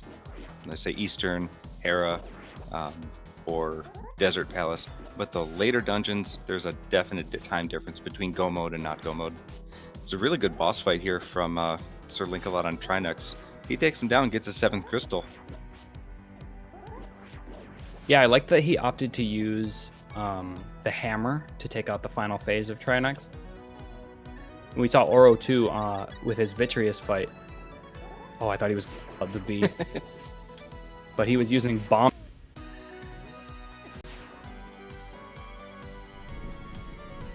I wonder if the bee takes out the smaller.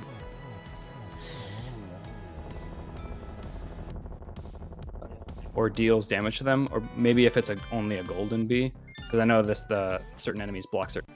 I think we'll have to wait till the next seed to find out. Any guesses on the big key in Ganon's Tower? Looks like we have a few guesses in chat already.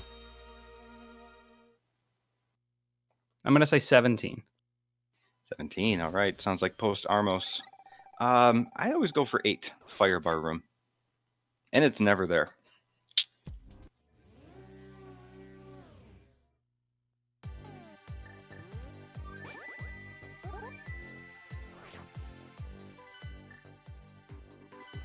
Heading to the right side first on SirLinkalot's side. Gonna check Hope Room and hope for a third easy big key. Nothing in the 2 chests, so he is going to continue to go through right side. Yeah, if you get a key, it's not a bad move to go right side. It's actually not too bad to get these 4 chests out of the way.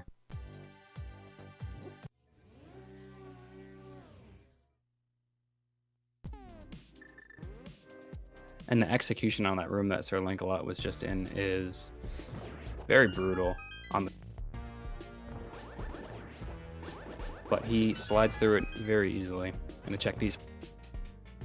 Just some money, more health, and some more money. And he is gonna drop down here through the warp and grab this small key. So that's just a free small key he'll get to keep in his pocket for when he climbs up the tower. One more you'll have. And I think it's easy to forget to go down there and grab that small key too. Yeah, you don't want to leave small keys behind in Ganon's Tower, lest you go up the tower without one.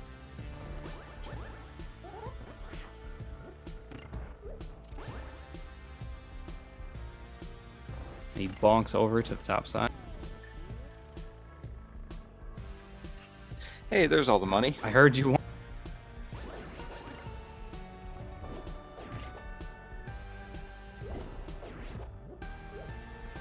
What a place for money.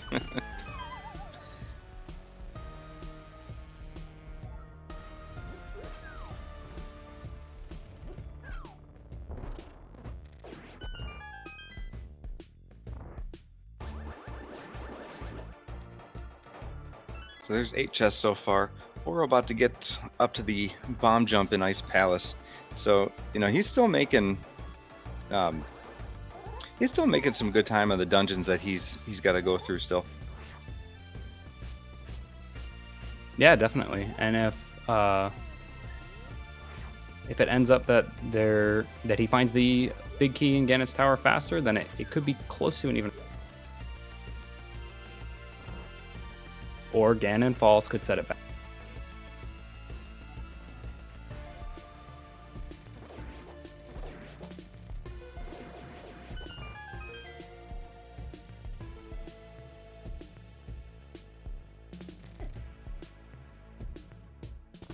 SirLinkalot heading into Rando Room for another 4. Yes, actually, I forgot to count the right side. So this is now 17, and he does get his 3rd sword, so it would make Ganon quite a bit easier, especially not having silvers here. And the first shield.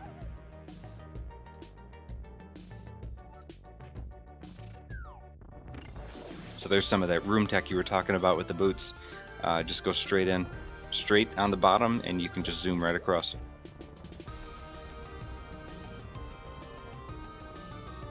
I also think there's a way that you can bounce, bonk across that. And he bonks across the invisible platform as well. And there we see Bob bouncing around in the corner. Just another 20 bucks, gonna head all the way down to Ice Armos.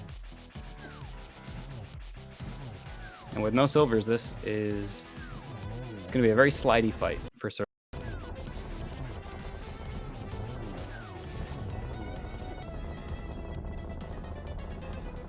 Yeah, Ice Armos Doing a very good job of keeping him in one.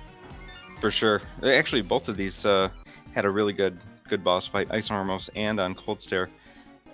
Yeah, the ice really just makes that much of a difference. Well, there's the big key. All right, all the way at the bottom, SirLinkalot is going to start his climb.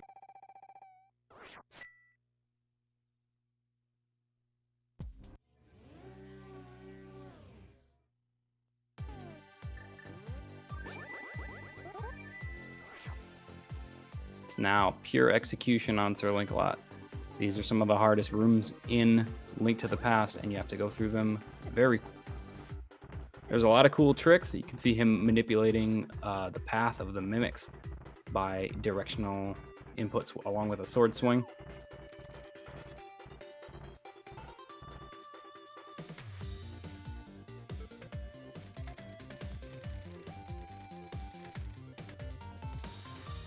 One of the things I think I like the most about Rando is that when you're playing in standard mode, you've got two very execution heavy sections at the beginning and at the end, being the Castle Escape and Ganon's Tower. Kind of those areas are closed, so to speak, from the rest of the game, as you'll probably always have the same gear going into both. Sure. In the case of Castle Escape, nothing.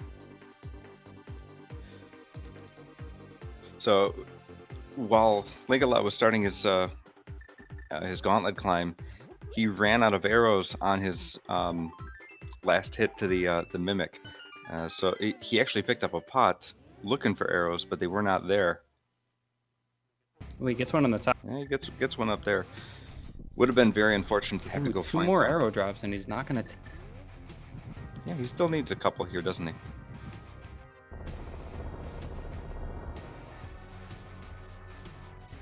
Man, so many arrows. I think at this point he's just thinking, focus on your execution, and it'll take care of itself.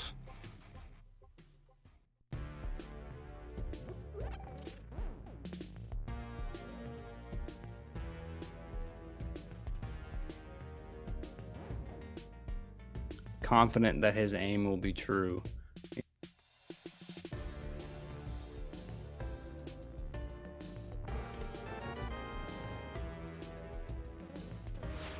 Good use of the fire rod on Landless too.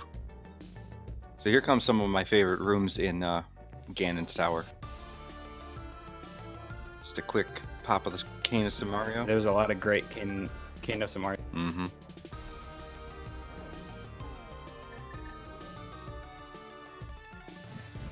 Absolutely one of the most interesting items, I think, in the game, as far as the amount of really cool. Yeah, and he pulled out the quick second Wizard room very quickly, so that was good.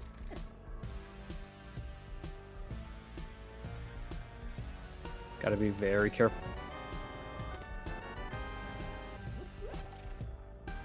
He is going to fall off and take a reset on the room. Let's see if he has enough magic to finish it. Missing another lamp.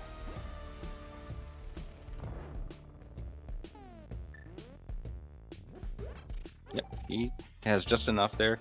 Look at his magic refill on the corner of this room. We'll need that for the room upstairs.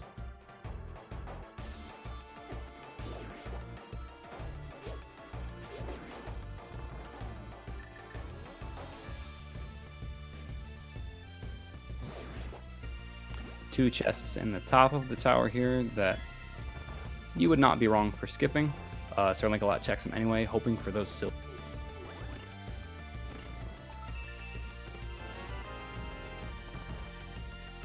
Yeah, that's the only thing he could be looking for at this point. Just something to make that last fight with Ganon quick as possible.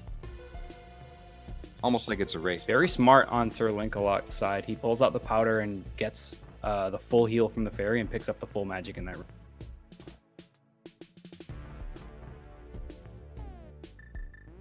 Super clean Moldorm too.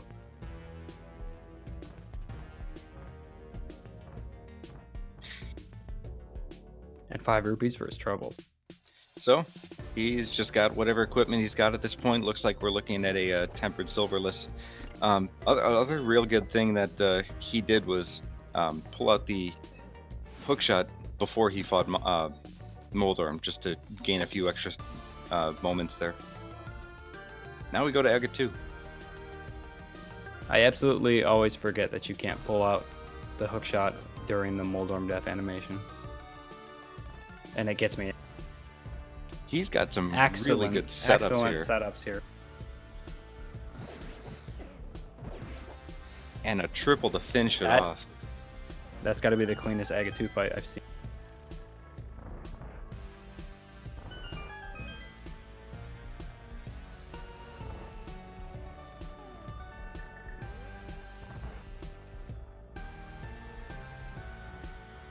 All right, so now we get to Ganon.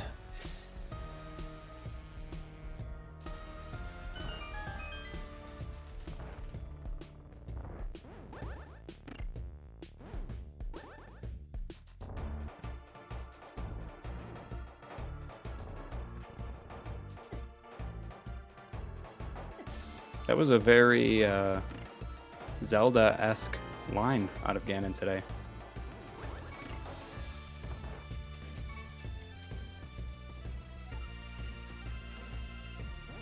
Making quick work of phase 1. Yep, already on to phase 2. That tempered sword, you know, that's a huge upgrade from his masters. And to phase 3. He is just flying through Ganon right now. He definitely made the conscious decision to power through a couple of those hits to end that phase quicker. You don't want to be facing another flaming bat circle, because those things hurt. Yeah, even on red mail, you can't take too many of them.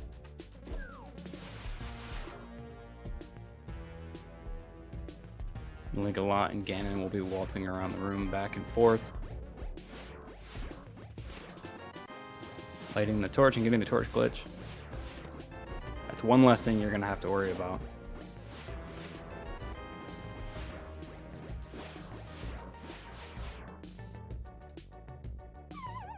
Now pulling out the fire rod, deciding he can't be troubled to walk. Overall, I think that... Yeah, with half magic, you might as well just pull out the fire rod. Getting that torch glitch, it's not entirely necessary if he has half magic plus a magic refill, but getting it is going to be so much easier for him.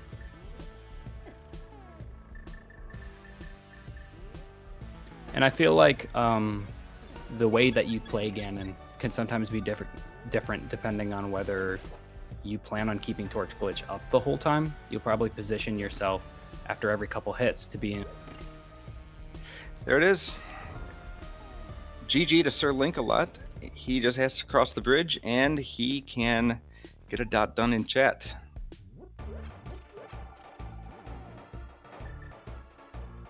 Excellent ending to that, Ganon. And there it is. 1 hour, 47 minutes, 22 seconds. That was a great overall seed by SirLink. Played very well by both runners. It was interesting to see that after all they did, they kind of ended up having the same home. I think we're going to get SirLinkalot in here for an interview. Right now, Oro is going to finish up Trinex. We are joined by SirLinkalot. SirLinkalot. Thank you. So that was a very, very, very interesting seed for the first. Yeah, there was just like nothing, and Mitts being where they were was terrible. Kind of, I guess. Mitts go mode feels really good, but not when you pretty much last location it. Yeah, actually, both of you had a very divergent route for the first maybe third or almost a half of the seed, and then as you guys got into pod, you were almost in sync with each other. So the big difference was you went to left side swamp and Oro did not right away. So that's where you guys diverged and you were able to pull. Oh, he just completely skipped left side swamp. He did a lot of other things. I feel like in denial of left side swamp, a lot of other single locations instead of double. Yeah, like I wasn't gonna skip left side swamp because I knew there were 2 items left in swamp, and if it wasn't swamp at that time, I knew it had to be Mitts somewhere, and if it wasn't Mitts there, it had to be either back of Skull Woods or Spike Cave was all I had left. I'm pretty sure at the time. At the time of the swamp gamble too, Oro had not picked up Quake Medallion, and that was one of the things he ended up finding going off to the 1-0s, which overall is,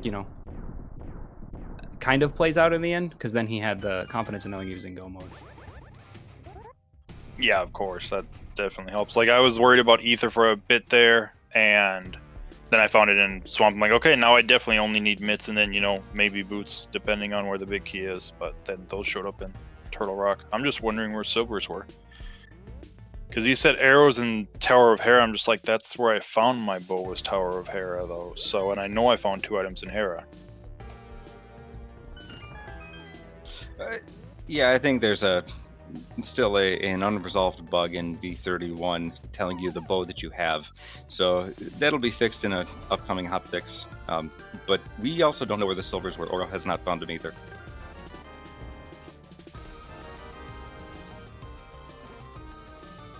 Like, gotta imagine they've got to be. I mean, they're definitely Mitts locked. Just where Mitts locked. I know I left a lot of items behind once I had Mitts. And boots being found pretty late too. They could be in one of the boots locked locations. Yeah, that's very well true. I think it'd be safe to say somewhere in Ice Palace. That's probably the dungeon you skip the most chests in go mode. That or, I mean, Meyer still had both of its items. Ice Palace had both of its, or all 3 of its items. Turtle Rock, I think, had 4 of its items still, because I think I only found boots because I completely skipped Laser Bridge. Yeah, Laser Bridge being so far out of the way too, it's definitely a place where a lot of extra goodies like to hide. By the time you're at Laser Bridge, there's not really a whole lot else you need to pick up usually. Yeah, like I thought about it when I was dashing down. I'm just like, I could check there for a sword or silver. So I'm just like, the time that I'll spend on Laser Bridge, even if I find something, really isn't going to be worth it, unless it's silvers and I don't find another sword. That would be about the only thing that would have gained me time on that. And it was interesting to see too that you went back and picked up the Zora Ledge sword. I think like immediately after you got flipped. Oro put that off until pretty much before he was going to head. I didn't want to leave the flippers checks, the easy flippers checks. I knew it was out of logic at that point still, because I didn't have a bow at the time. But I wanted, since they were quick checks, to just go up to Zora, and I still hadn't checked Waterfall Fairy, which ended up giving me a mirror. It kind of made me, it's like, okay, well, one of my bows can't be flipper locked or in a dark room. I'm just like, so I'm not going to Swamp Palace, because that's pretty much all I'm looking for right now is a bow and mitts. So that's why I went up to Hera and was like, oh, bow. Let's, like, okay, that puts everything in logic, so let's go clear Eastern and pod and hope for mitts, and if it's not there, then we'll go dive swamp, because that's pretty much all I have left. Yeah, the seed was extremely front loaded. A lot of the important items that open up locations right in the front of the seed, or I shouldn't say the front of the seed, more of the middle. Yeah, front of the seed was actually kind of stingy. I don't think we really had any early progression for a little while, actually. We were actually commenting, it was very late when either of you guys were able to get your first crystals, and then you blink and then all of a sudden you're in go mode.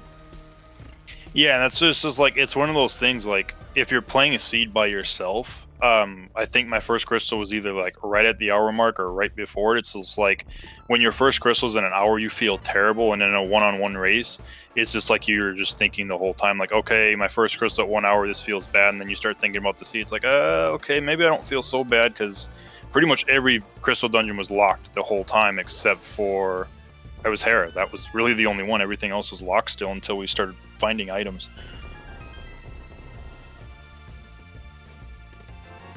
Yeah, you guys both kind of, once you did your small divergences at the beginning, you definitely synced paths up pretty well, because there was really only a couple places to see.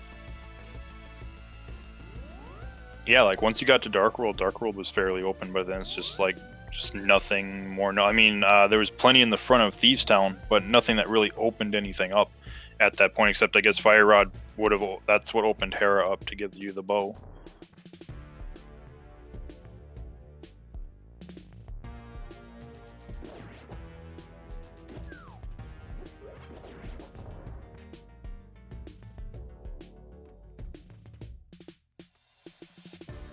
So yeah, welcome to the bi-weekly seed races. This is kind of how they've been turning out. Just one of the things we've been noticing. Just a lot of seeds that have had one thing or another just kind of go awry for some of the runners. Yeah, I saw the post that you made. I was just like, it's a bi-weekly seed, the temporal. I think we know what will happen. I'm just like, it's still rando, and then like, yeah, I'm like, okay, I understand the statement now. I think Temp must have a different version of the logic that only rolls seeds with lots of. I'm just glad he wasn't rolling seeds at Speed Gaming Live then.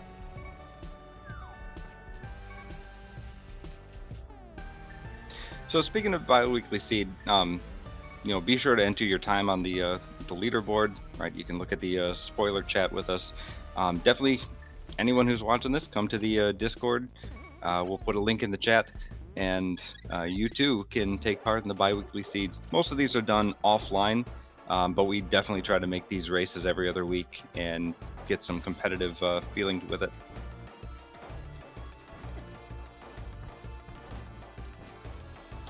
Yeah, I think this was a great addition to kind of the cast and the community around.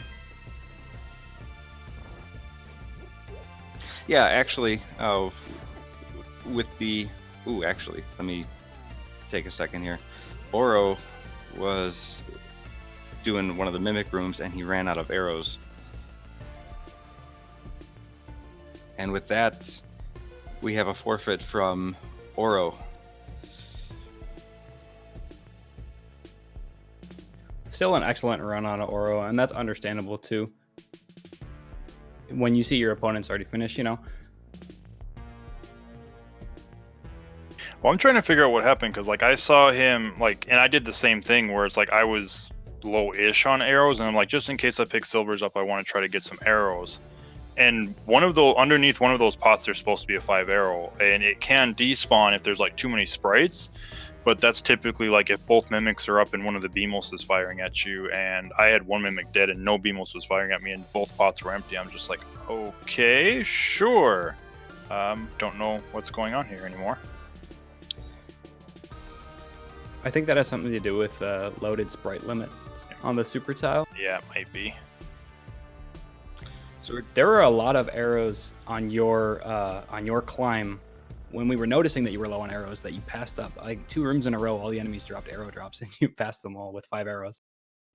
Yeah, because at that point, worried. I mean, at that point I had 5, so it's just like all I'm going to need them for at this point is Ganon, and I've got 4. So if I pick up silvers, I've got more than enough at this point, and I'm not really worried about using them on monsters with half magic and fire rod and everything else I had. So I was just like, I don't really need arrows anymore. I just wanted at least 4 for Ganon in case I pick silvers. So we're joined here by Oro. Oro, welcome, GG. GG. Nice job, SirLinkalot. Thank you, Oro. Sometimes it feels not that bad to last location mitts, and sometimes it feels really bad. I don't know. When did you check left side swamp? I did kind of like a go mode on Swamp where I checked everything except left side, and there were 2 items, and I immediately went back inside. But I was at that point. I only had Back of Skull Woods and Spike Cave left. So I'm fairly certain that there's something more in here, that the mitts are sitting here. Because if they're not, I left them in bad places. Actually, Oro, we were mentioning that aside from maybe the first third of the game where you diverged, both of you converged back in Pod and then Swamp. And when you went to Pyramid Fury, SirLinkalot went back into Swamp Palace. So that was really where you guys diverged from there. Yeah, I don't know. I felt like I left Swamp Palace, the left side swamp, alone, and I had to stick with that or win or lose. And so it was literally my last location when I went back there and got the mitts. I was hoping, like at that point, that like mitts were going to be there in left side swamp, and maybe like that was going to open a whole lot of things. You know, like in a one-on-one that maybe my opponent got mitts early and checked Smith Chain and Hookshot Cave and just like all these overworld locations. But I guess it was mitts go mode for both of us.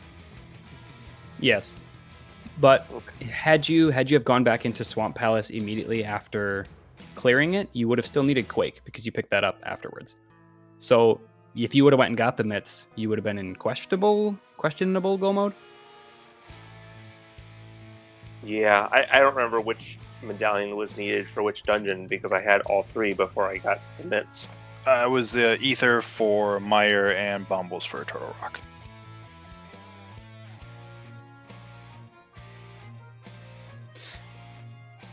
So But, one other thing I'm happy with my routing.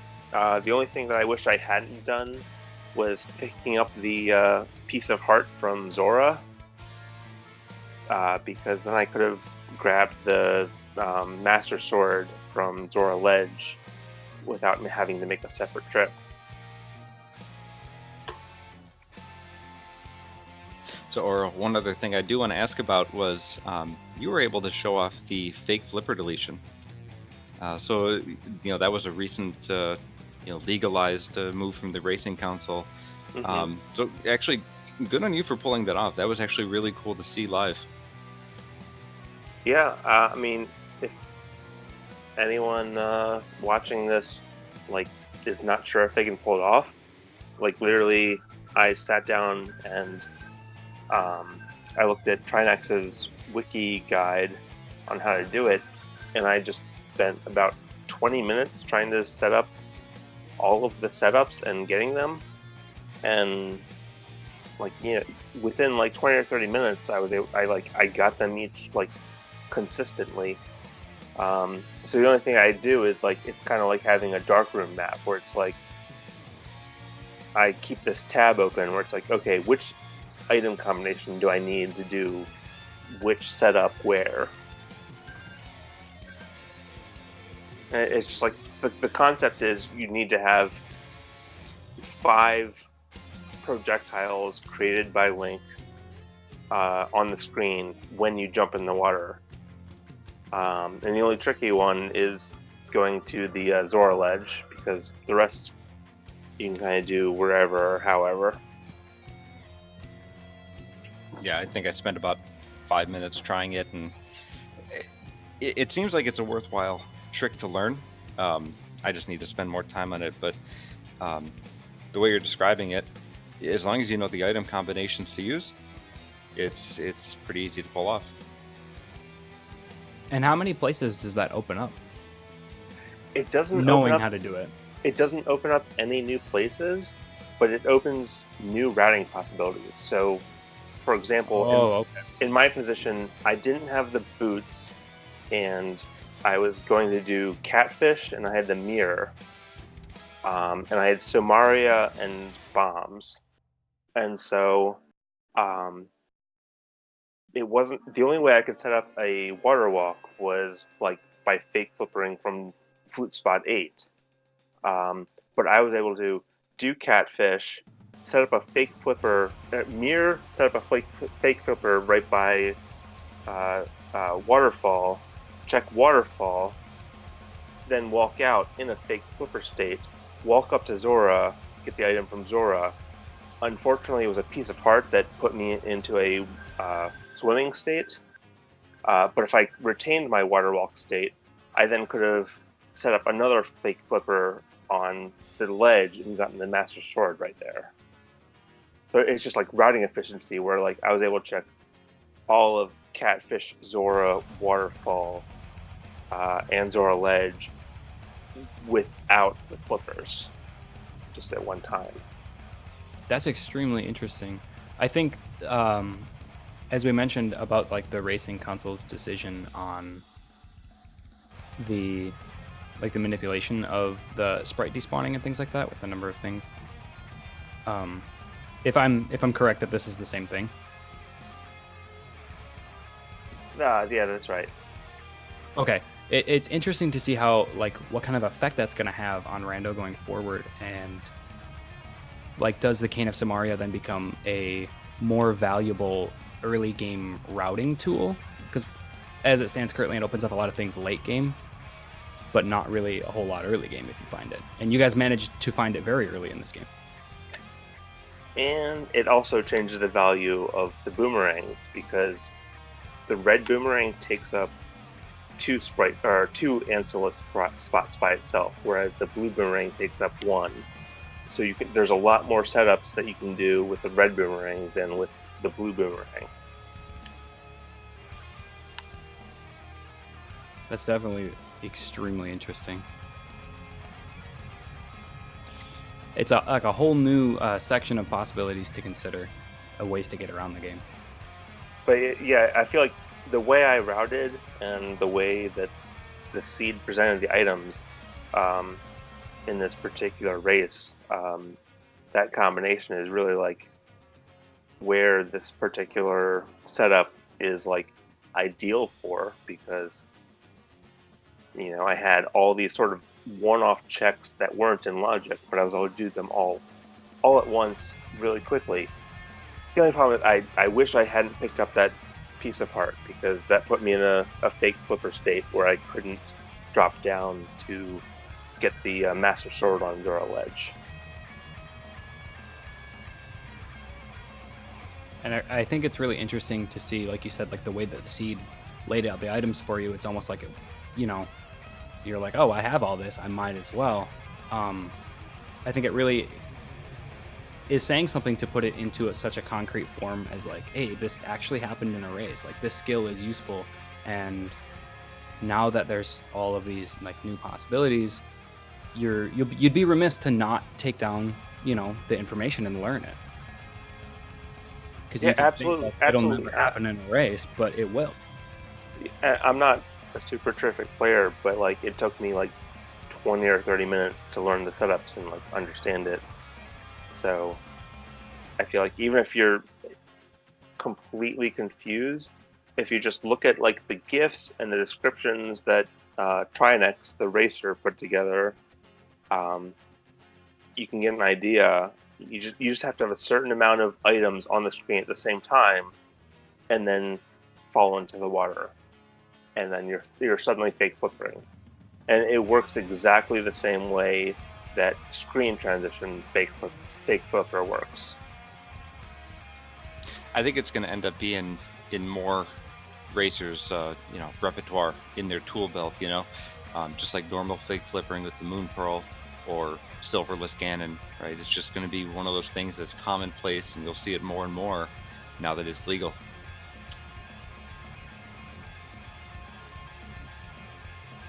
Yeah, especially that's a very important point in a game, essentially about your job as a runner and a racer is to figure out where you can go with the items you have on hand. And this is something that changes that list.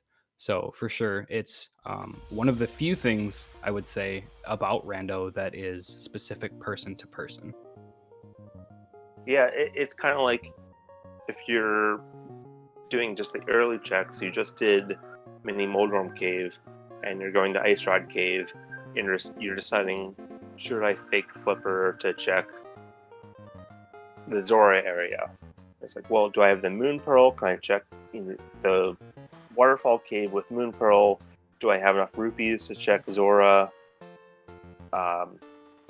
And this is another consideration, is like, okay, I can put off all those checks sometime later and do them at the same time as Catfish, or just routing them in, because, like, you know, the glitches kind of change the way that your mind routes things, where it's probably very intuitive for everyone that, like, okay, yeah, I can fake Flipper to Hobo, and then fake Flipper to Waterfall, and then use the Moon Pearl to Waterwalk and check Waterfall Cave.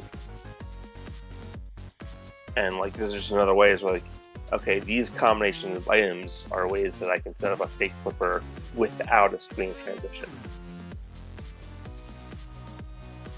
So, guys, any final thoughts on the seed? I mean, it kind of inched forward and then blew open. You guys went into go mode actually pretty quickly after your first crystals, which actually came pretty late. Any final thoughts, though? I guess my only final thought would be kind of, it's on the topic of, like, the the new glitches, like the Ancilla deletion. The other new one was the Harapot, and actually that probably would have sped this seed up immensely, because you didn't actually need the big key to get both items, and you could have picked up Bow on your first trip to Tower of Hera at that point. Yeah, I don't know the Harapot trick. I don't know the setup for that.